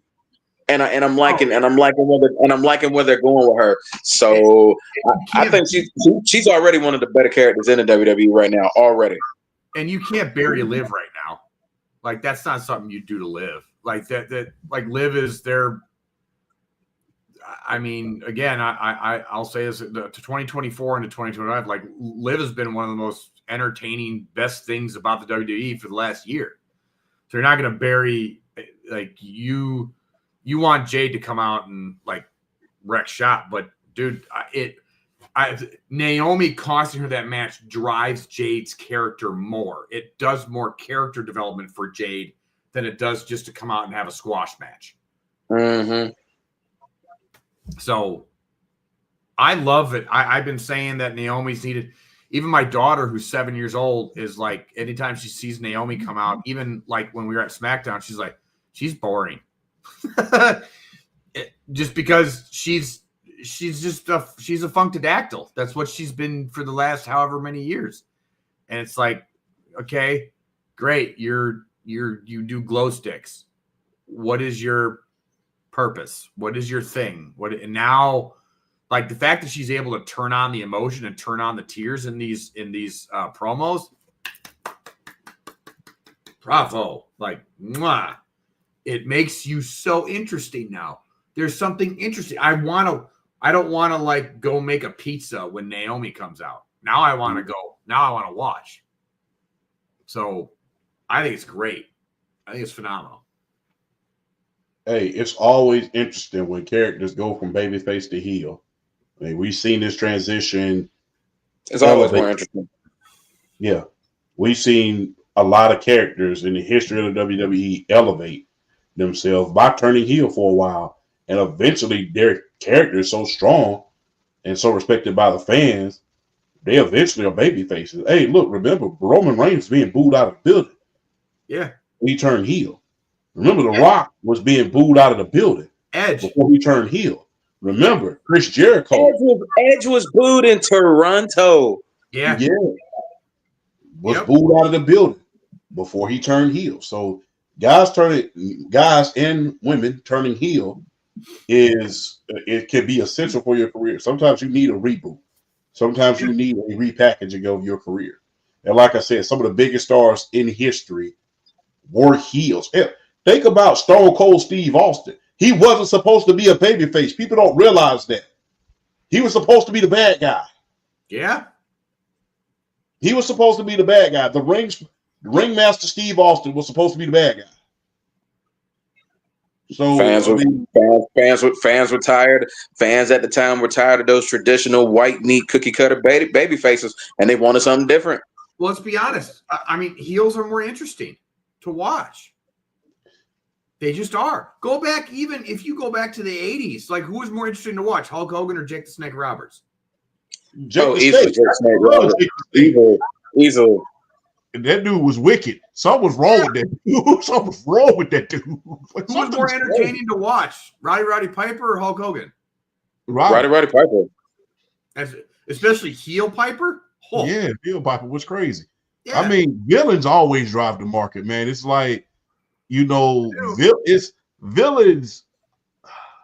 It's why I like heels more. They're Darth Vader. Yeah. People love Darth Vader more than they do Luke Skywalker. The Joker. People love the Joker more than they do Batman. It's just like, you see guys with Batman tattoos, but you see guys with Joker tattoos. And at one point, the Joker and Harley Quinn was more interested in the whole Justice League. Although that movie kind of stuck. I remember being a little kid and my oldest cousin or whatever, and this was right around the Michael Keaton Batman movies when those came out. So I was a pretty young kid. And I remember talking to him, and he goes, like, he liked the Joker better than he liked Batman. And me being a little kid, he was like an older teen at the time. Me being a little kid or younger still had that innocence in me. Oh, how could you like the bad guy more? Like, and then I get to older and I go, oh, now I get it. Because they're more interesting. They just are. They have more depth to their character typically, especially when it comes to wrestling. It's honestly why I think Cody's babyface run as champion has actually been really good. People complain about it, but do you know how hard it is to be a babyface champion in modern wrestling now? It's hard. It's impossible. So hard. Like, look at Cena. Like, Cena for years was booed out of the. I shouldn't say booed out of the building, but 50% of the crowd booed him. And then said, "You can't wrestle." Yeah. Yeah. So, I mean, Cody. Like I said, everybody complains about Cody's last run this whole year, but I think Cody's done a great job as a babyface champion. Yeah, I think he has too, man. He's the modern day version of Cena at his babyface peak. And like I said, it's very, very hard to be a babyface nowadays, especially with this anti-establishment culture and things like that. I mean, social media culture, kayfabe is that, kayfabe is still, he's able to stay in kayfabe, so that is good. Look, and real quick before we move on, and I think one big factor as the Cody's longevity, let's keep it real. It's the AEW factor. Let's keep it real. The fact that Cody does have some anti-establishment in him. Mm-hmm. Yeah. And I think it's also the fact that he can cut the white meat cookie cutter. He'll cut the babyface promo, but when his back is against the wall, some of the promos that he cuts when the pressure's on are just like when he has to cook somebody. Oh, if y'all don't believe me, look what he did to Rock last year. Look at the promos he did with Kevin Owens. Look at what he's already done to Cena twice. Like when his back is up against the wall, he can cook. I was on Reddit and I read somebody post that it is just a Cody hater, like who's ready for Cena to smoke Cody on the mic, and I go, I don't think you understand. I comment, I'm like, I don't think you understand how good Cody is on the mic. Yeah. Like people just, again, it's just like Cody can go toe to toe with John Cena on the mic. That's how good he is. So, yeah, I'll say this too. I'm ready for that first real back and forth because we haven't had that yet. I'm definitely ready for that first real back and forth. But I see so many people just like, oh, Cena's gonna destroy him. And I'm just like, yo, slow down. When they both finally get to cook each other, it's gonna be one of the best segments of the year because they're both gonna cook each other.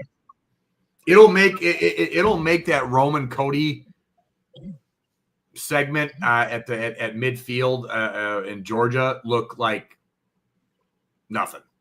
Like, because Roman is nowhere near as good as Cody and Cena on the mic. Like, Roman's great, don't get me wrong, but he's not that good on the mic. He's not as good as those two. Yes, indeed. Yes, indeed. Yes, indeed. So back to the women's division. Is this stare down between the Queen, Charlotte Flair, and Jade Cargill a taste of things to come? And would this be the feud to finally put Jade over? If she's ready. Sorry, go ahead, BRF. You go. No. I'll let you kick it off. If she's ready in the ring, yes. If not, then no. That's it. That's all I got. That's basically what it is.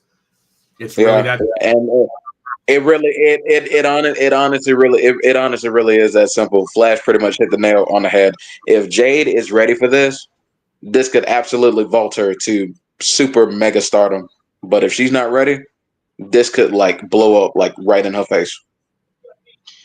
You know what I believe? I believe this whole Naomi feud, this is her trial run.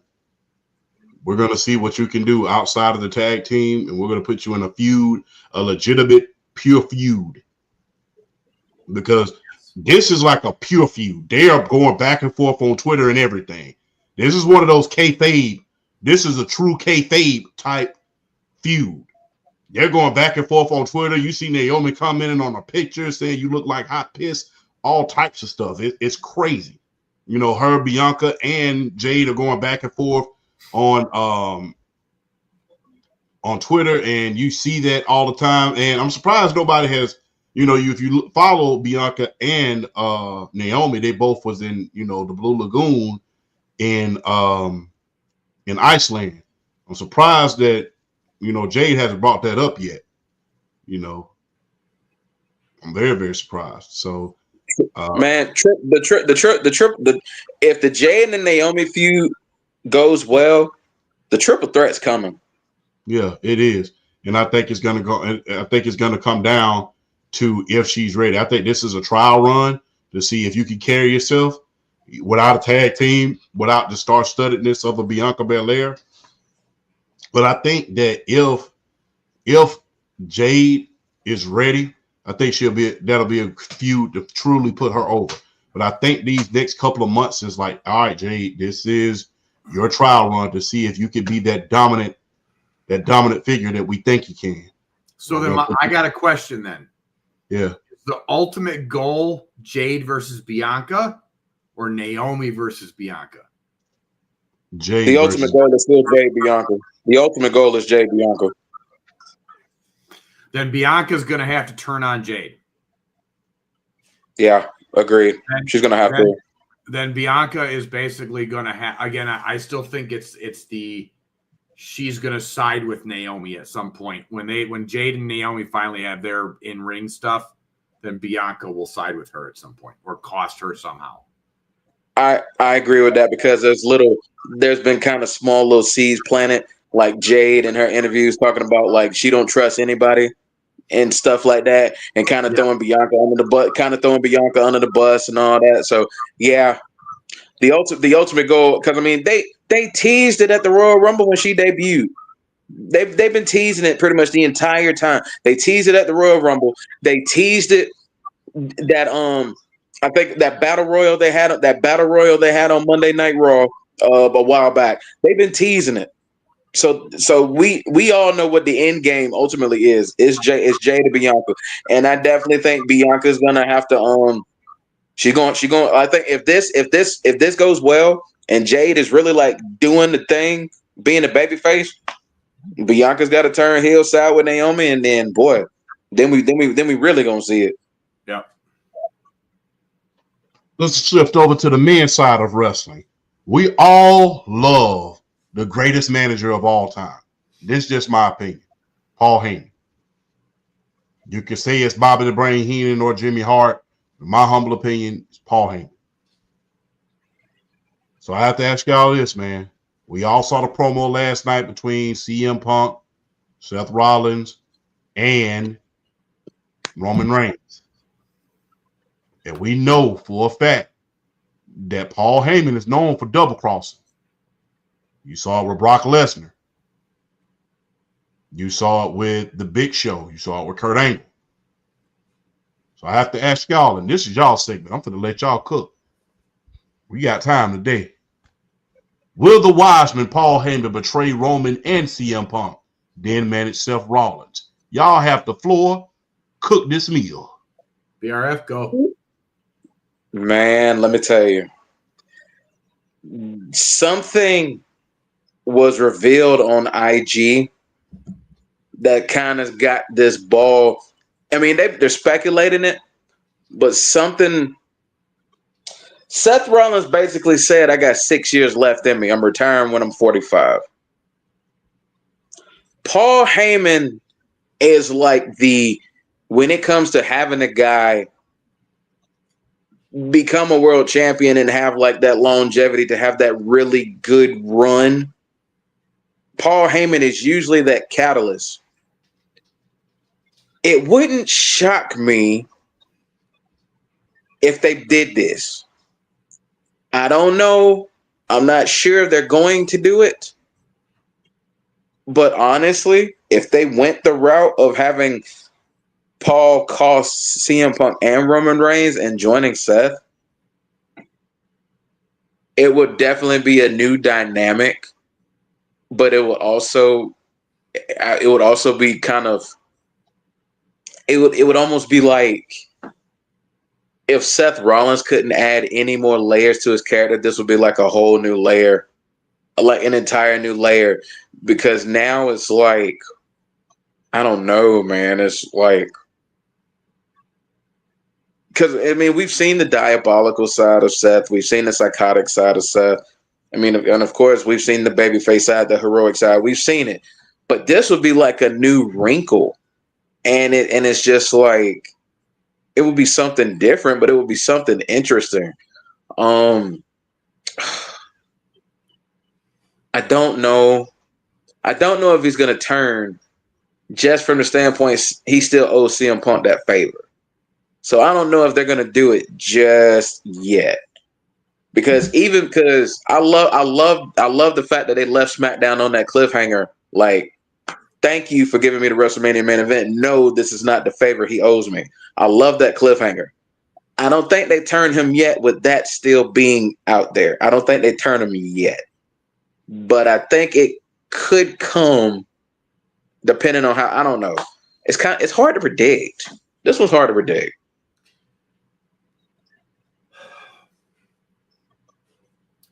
Seth is for lack of a better term, Madonna of the WWE.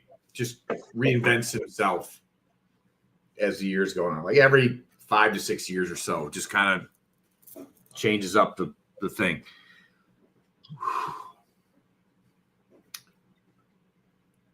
I think Seth does go full heel. I mean, Seth's always been the tweener. You know, like right now he's just playing the heel because Punk's so over. But I don't think, I mean, it would be an interesting twist if Punk calls for the favor and Heyman just basically shakes his head and then sides with Seth.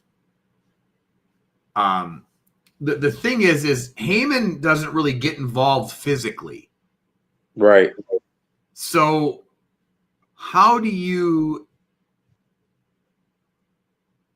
do this?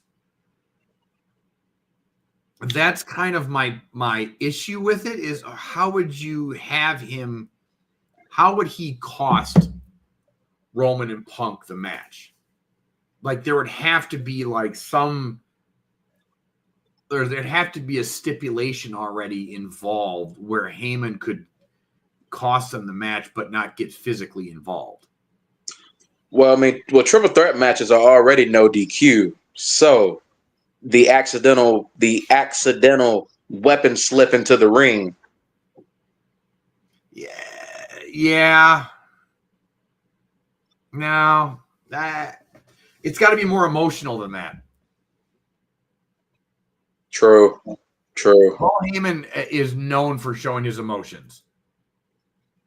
Punk, we just saw cry literally on SmackDown because of he gets his main event at WrestleMania.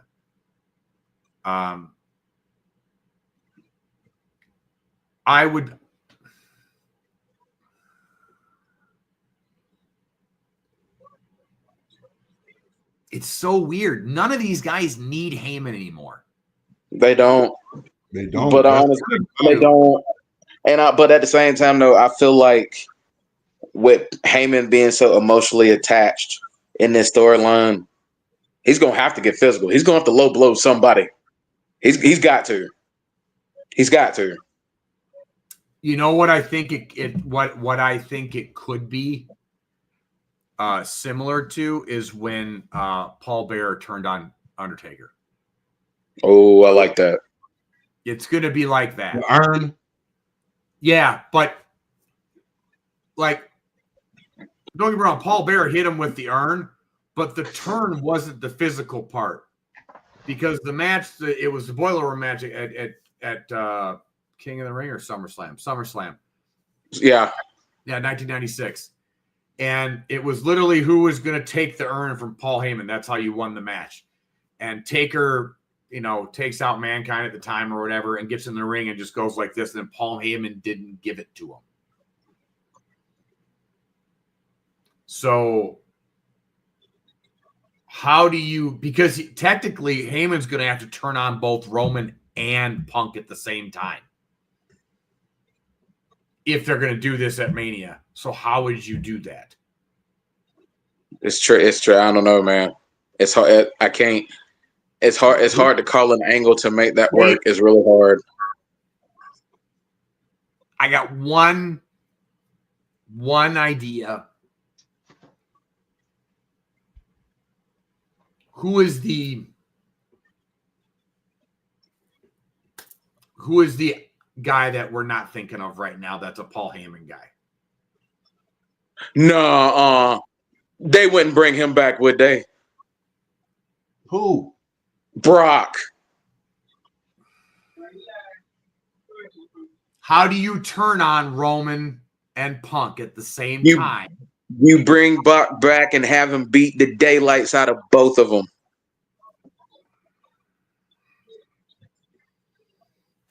Brock Lesnar. And they kind of been keeping him out of the public eye at this point.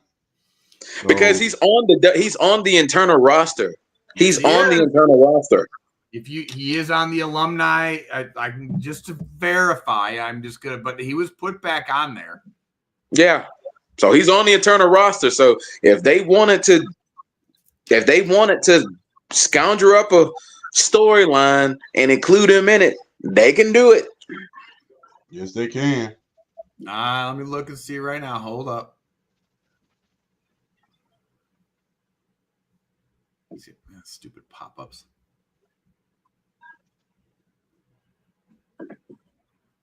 Brock Lesnar. Yeah, he is. Boy. Yes, he is. Yeah, he's on the internal roster. Like he's active. He's active. Yep.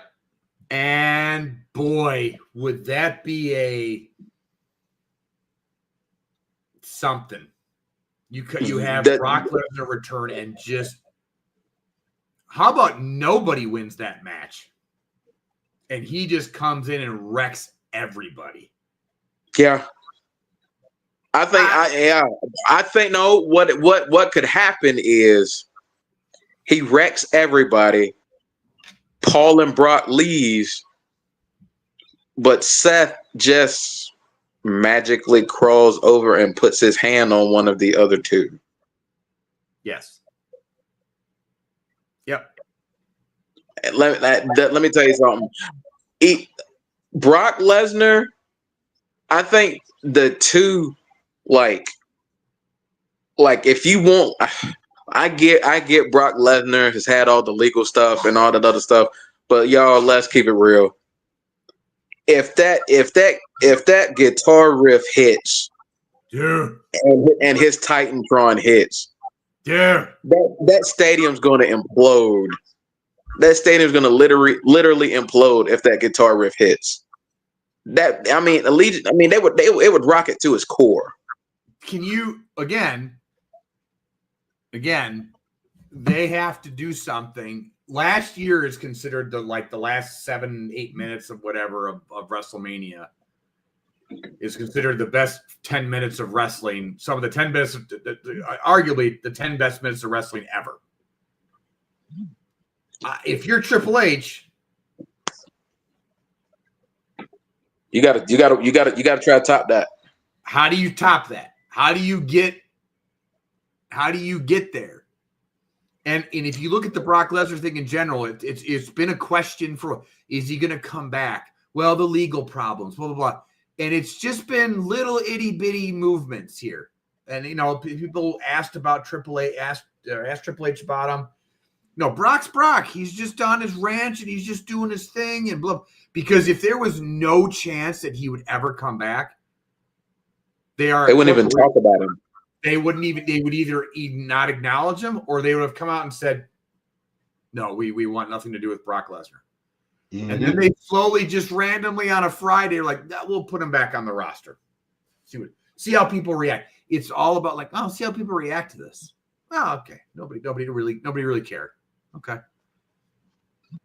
I'm just saying, if you're the only other thing that I could see is if Braun Breaker loses the Intercontinental title and he's I'm the new Heyman guy, but Brock Lesnar on the main event, dude, would just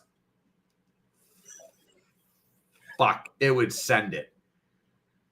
As much as the Braun Breaker thing would be the establishing of another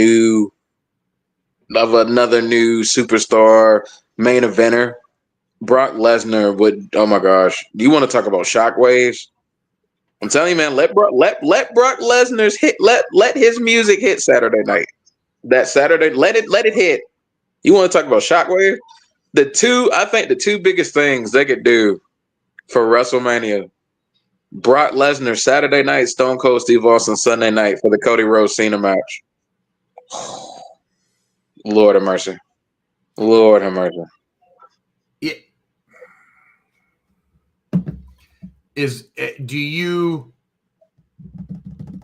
Okay. Going to Cody versus Cena. Do we think Cena wins the title? He has to. He has to. If Austin comes back and is involved somehow, it's to take out The Rock, who's trying to help Cena. Mm-hmm. Can you still have Cena win the title? Yeah, because you can because I think his ultimate focus would be to get The Rock out the match, but you can still have Cena win. Yeah, they did the same thing at Survivor Series 2003. Remember when he stunned the hell out of Randy Orton and dragged Eric Bischoff out of the ring and was basically beating him all the way up the ramp in order to get him out of the ring, but Batista interfered. Remember, Batista looked through the crowd and interfered, powerbombed the crap out of Shawn Michaels, and then Randy Orton ended up winning the Survivor Series, being the sole survivor. Now, like I said, remember, Stone Cold not only stunned Eric Bischoff, but he stunned Randy Orton prior to him leaving the ring. Yeah. And then someone else snuck out the monster Batista snuck out the crowd and then powerbomb Shawn Michaels. And then, from there, Randy Orton, sole survivor. And then, check this out. Check this out. Another wrinkle. I'm going to add another wrinkle. Check this out. Hear me out. Seth Rollins won Saturday night. What if by chance Seth Rollins really is the third man in this, and he stomps Cody Rhodes and costs him the WWE Championship. No, there's no. I mean, yeah. I mean, there's ties there, but I just don't.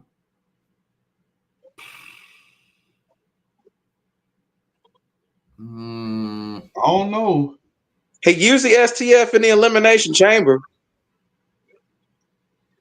And then someone explained it in a video. Like if you pay close attention in the Elimination Chamber, when Cena was pulling Seth Rollins off and Rollins pushed Cena, Cena gave him this like look like, wait a minute, you're not supposed to do that. And so it's like, I don't know. No, no. I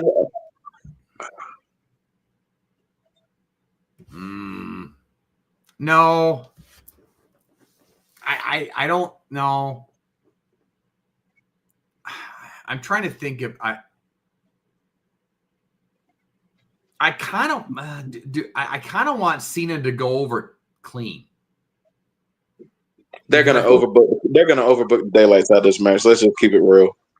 Well, maybe. I mean, they don't wrong. You could have the Rock and Austin, but if you really, I look at it and I go, so we're going across this. We're doing this storyline with Cena and Cody Rhodes, and Cena's thing so far, which has been brilliant in my mind, is since he's done the heel turn, it's like, oh, you fans, you just expected new music and a new attire, and that's what you just wanted, and all you're thinking about is what you want.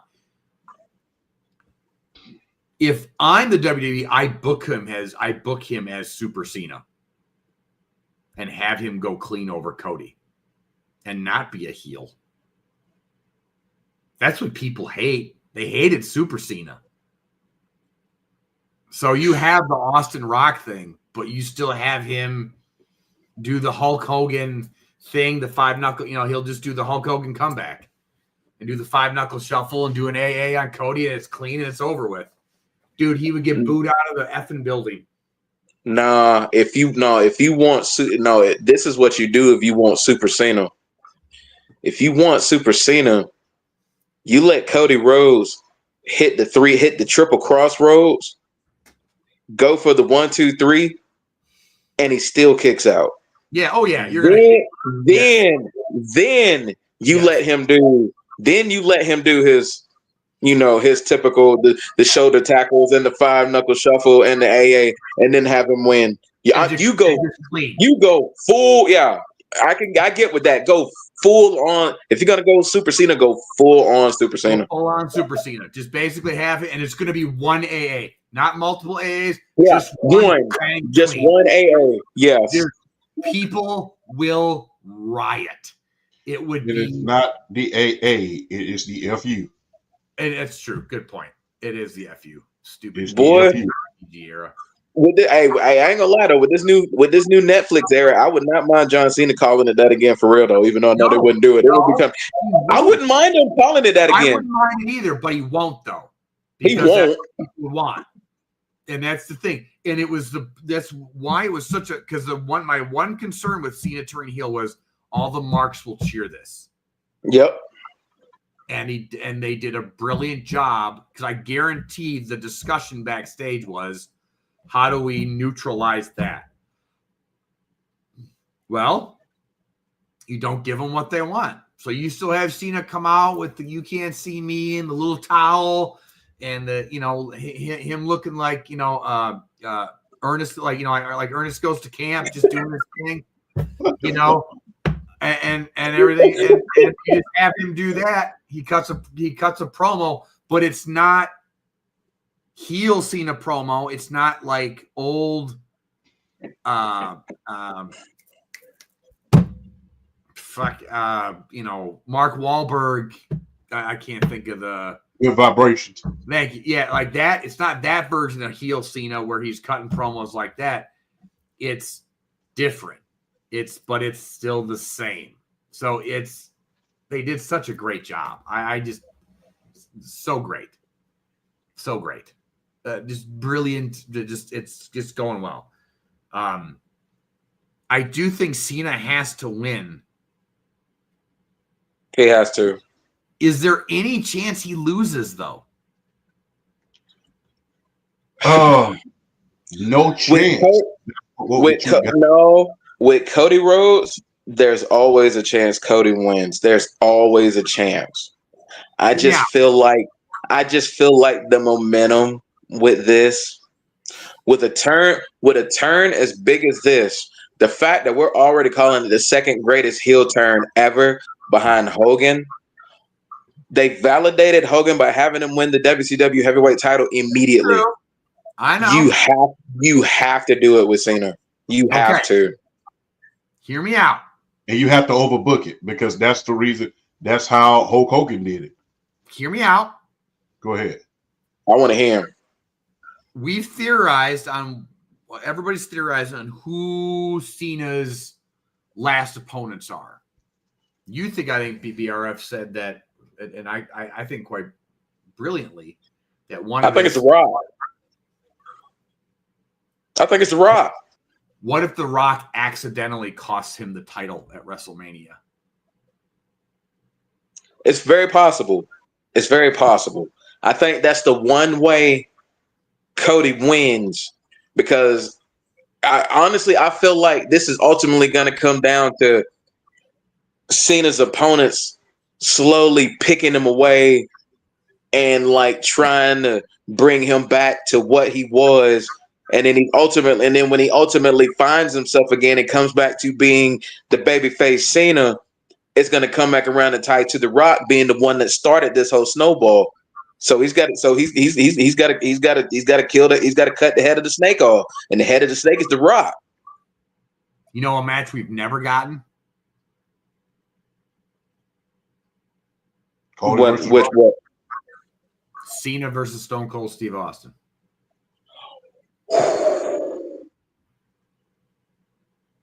That's nasty. Never happened. I'm just saying there's a lot of different directions that this could go. I think, you know what? If Stone Cold, listen, hear me now. Now that you bring him in it, this is why I love talking with you, because you give me an idea and I can just tie it into something immediately. What if, just what if, Survivor Series, Cena Austin, and Austin is just that one that finally brings Cena over back to what he was, and then he just puts his sole focus on The Rock? What if Austin is the one? What if Austin's the one that really is the catalyst to bringing babyface Cena all the way back? I think Austin. It's Austin Cena at SummerSlam. This is the first year of the 2-night SummerSlam. Austin Cena SummerSlam. It's the first year of 2-night SummerSlam. Ooh, yeah. Austin, you could just do it this way. This is how you could without turning Cena. This is how you could do it without turning Cena baby face right away. Because it's true. Austin. This is what you do. Rock music hits. Rock's interfering, trying to get Cena the title. Austin comes down. Him and Rock go at it. Blah blah blah blah blah. And Austin just turns around, fucking kicks him, stuns him, costs him the title. I can see that. There's just different. There's a lot of different, because I mean we've talked about Rock and Punk, and there's other guys that have been want to works with Cena in his last year, but this is the last chance you're going to be able to possibly get Austin versus Cena. And with the shape Stone Cold Steve Austin is in at his age, it is still highly doable. And like, it's not that it's not going to be a huge technical wrestling match between him and Cena. Oh no, you street fight, no holds barred, the daylights out that match. Yep. So then I look at it, because we've never gotten that. So we got one last shot to get that right now. If Austin's willing to do it, can you imagine trying to sell Cena Austin at SummerSlam? Ooh, boy. That sells itself. That sells itself. So I look at it and the possibilities right now of how they can do this they have a lot of options. This could be the greatest year in WWE history, bro. This could be the greatest year in WWE history. I mean, you still could get they could have Cena go over, and then you still could get Punk versus Cena at SummerSlam. That's huge. Money in the Bank. You got to do them at Money in the Bank. That's a full circle moment. You got to do Punk Cena Money in the Bank. Yeah, you can do it that way too. Like you can do whatever you want. I'm just saying, like, there's just a lot of different avenues on the way to go. Like if it's me and if I got one last chance to do Austin Cena. Yeah, you got it. Yeah. We've seen Rock Cena twice already. Hey, either one is interesting. Either one. And we don't need Rock Austin again. We got that 3 times. We don't need that anymore. So the last big domino is John Cena, Stone Cold Steve Austin. It is. So there's a lot of different ways. That's why I think the Seth interfering is kind of like, we have so many other chess pieces involved in this that could go so many different directions that I need to let's see what happens. I do think this phrase is getting way overused now, but let's let Triple H cook a little bit and see what happens. I'm just interested to see what he's going to do with it because he's got all these possibilities on the table. I just want to see which one he pulls out the hat. They're all good. Even if you just do the plain as day, if you do Super Cena,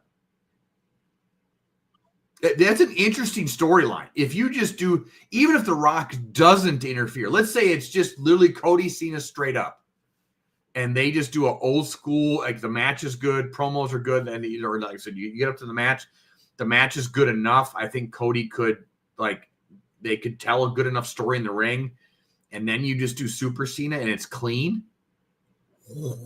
That's so good. That's good too. Hey, I just think there's so many possibilities with this. It's so great.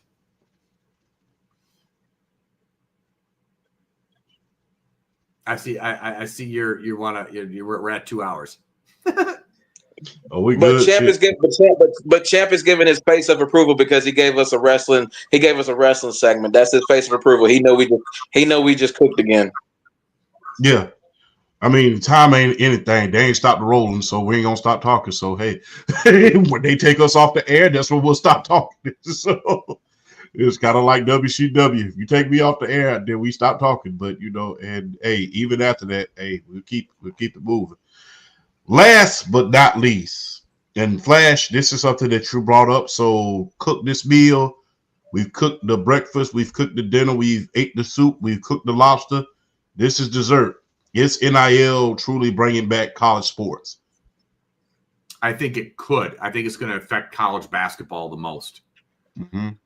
So this is something I was just kind of randomly thinking about as I was kind of doing laundry and cleaning today. Is the biggest drawback to college basketball has been ever since the one and dones were a thing.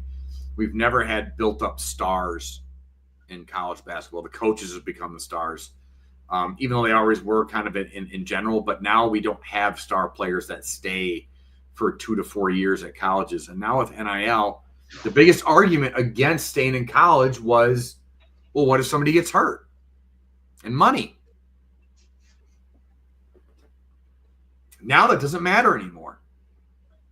So now if you're Cooper Flagg, you can stay 2 years at Duke. And you can add. Here's the cool. And again, I'm not a big fan of the NIL. I think it's, but this is a positive out of it. If I'm Cooper Flagg and I look at the NBA lottery and, the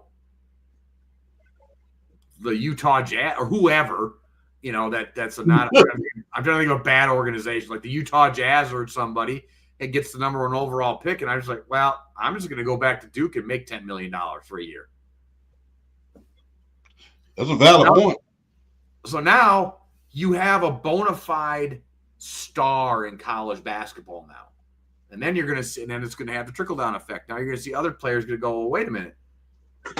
You're telling me I don't have to go to, the Charlotte Hornets? Oh. Well, all right. Well, I'm just sit back and make $10 million this year.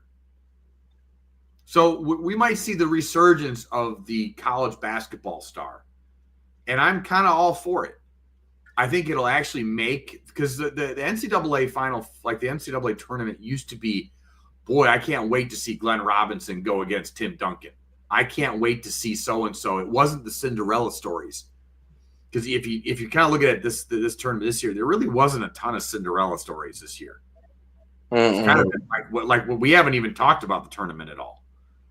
Well, So, Duke's about to go to Duke's about to go to the Final Four. They just smacked Alabama. Yeah. So this has been, so now how do you combat that if you're the NCAA? Well, now you have the stars. So now you get, Tim Duncan versus Glenn. A lot of people forget how great Glenn Robinson was at Purdue when he was in college. So you'll get to see those again. Kind of like we see on the women's side of it. Yeah. Yes. Yes. Because had Juju not gotten hurt, and even still, although she's hurt, everybody's anxious to see if USC can beat UConn. Yes. So everybody's anxious to see that. So can you beat them? Can USC beat UConn? And look, hold on, let me go here as well. I'm going to go here as well. Everybody's anxious to see if somebody could be, if LSU could beat UCLA. Everybody's anxious to see, can Duke beat the unstoppable CEO Don Staley? So people are anxious to see what's going to happen. So, I mean, you just never know. But I think I just think they need to change the rules back to on NIL as far as the men's side of it. They need to have the same rules for the women that they have as the men. You got to stay at least 3 years or 4 years. Yeah. I would love to go back to that. Because these guys are showing up the men's side. I would say the men's side.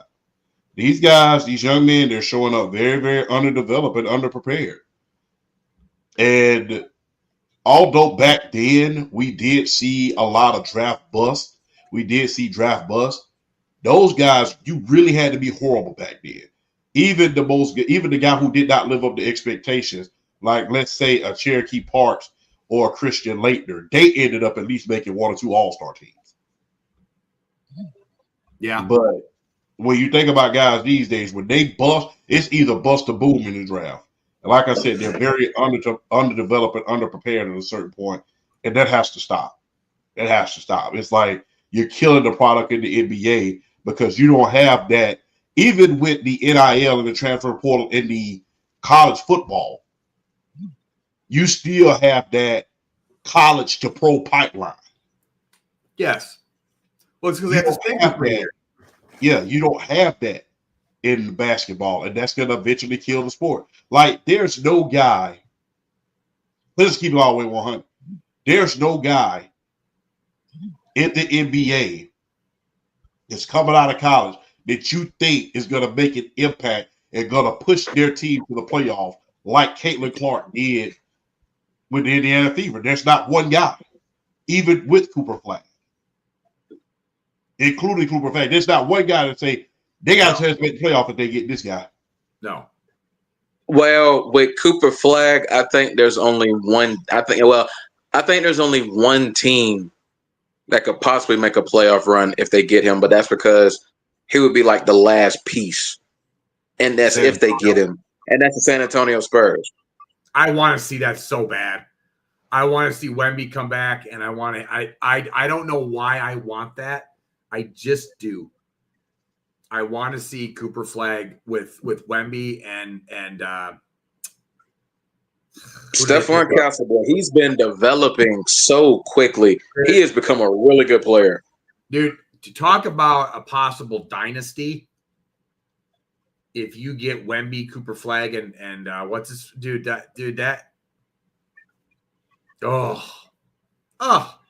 Tim Duncan still on that coaching staff? Or no? Who is Duncan? Tim Duncan. Is he still? I think he is. I think he's still on that staff. Okay. Oh, I just want to see. I'm not even a Spurs fan. I just want to see it. I think it'd be so interesting to see. I think it would too. But to your point, I think that they need to bring back not just the NIL. They need to. I think the NIL is good for college because it encourages you to stay. But they need to have the same rules. Look, you want to play college ball, you got to stay three to 4 years. Yeah. And the only way you get out of that rule is if you are an air specialty type. I'm talking about you got to be super special. No, it's got to be a hard line. It's just got to be 3 years, and it's just got to be a hard line. Unfortunately, you can't have the like, wow, you're too special. I don't know. I like at least 2. Give me do 2. I think 2 is, you're not even 20 yet. Just do 2. I think 2 is good. 2 or 3, but 2 is, I'd be okay with 2. Yeah, I'd be okay. I'd be cool with at least 2 years. Just give me 2. 2. Yeah, 2 ain't bad. No. Give you a chance to develop. And look, if you're that special guy coming out of high school, you're that guy. Then guess what? You're gonna get paid anyway. Exactly. You're gonna get paid. I mean, hey, look, man, I'm gonna just be real. Look, I'm gonna keep it all the way a buck with you. I'm gonna just look into the camera on this. Look, you could have paid. Look, once I got $5 million a year, you can sit me on the bench. I'm already a millionaire. I want to play, but guess what? I'm already a millionaire. You already giving me this free education.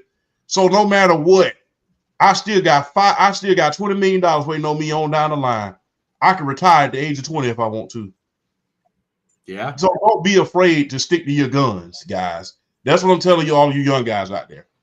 If somebody throwing a lot of money at you, NIL money, and even if you get $1 million a year, 500,000 a year, you getting that plus a free education. You set up for at least the next 15 to 20 years. So don't be afraid to stay where you are. And don't be afraid to stay at your school. I understand everybody wants to get to the NFL, but guess what? Everybody's not going to make it to the NFL. It's kind of like the Army. There's only like 1% of the population that's in the U.S. Army. It's even more scarce for the population in the NFL. So, hey, if somebody giving you $5 million and you're trying to develop, stay on your team. So you don't have to learn these different systems every single year. Hey, you can pay. Hey, look, you can pay me $2 million to sit on down. Hey, I sit right on down. Hey, and look, some of these guys, we saw a guy who stayed in college for damn near got his doctorate. You stayed for 7 years. So sit down. But on that note, man, look, we got to call it a night. In the great words of Morris Days, we ain't got to go home, but we got to get the heck out of here. Any final thoughts on tonight, peeps? Tonight was fun. Tonight was very, very fun. Very fun. Glad to make up for that lost time of not being on last week. But we family now. So this is what we do. This is what we do. We do it on the big stage. So always a pleasure to be on here sharing the stage with you two, and just ready to get back on this weekly grind, ready to have fun. Like we getting into the final for the NCAA tournament, but I mean baseball season's coming around. We about to get into the NFL draft. Sports, man, folks don't understand, man. Sports is a never-ending cycle, man. And this is why we love to cover it, man, because it gives us something to talk about every day. So, leaving with my slogan, a topic not thought about is a topic not talked about. Always a pleasure. Flash. Yeah, it was a great show. I thought the WWE segment was great. I missed doing it last week. So I'm glad to be back. So it's been a long couple weeks, or a long week especially, but I'm glad to be back, and I think next week will be even better. So please tune in. Yes, please tune in. We're almost to 150 subscribers. Thank you for all of your support, all of the love, all of the views, all of the likes and the comments.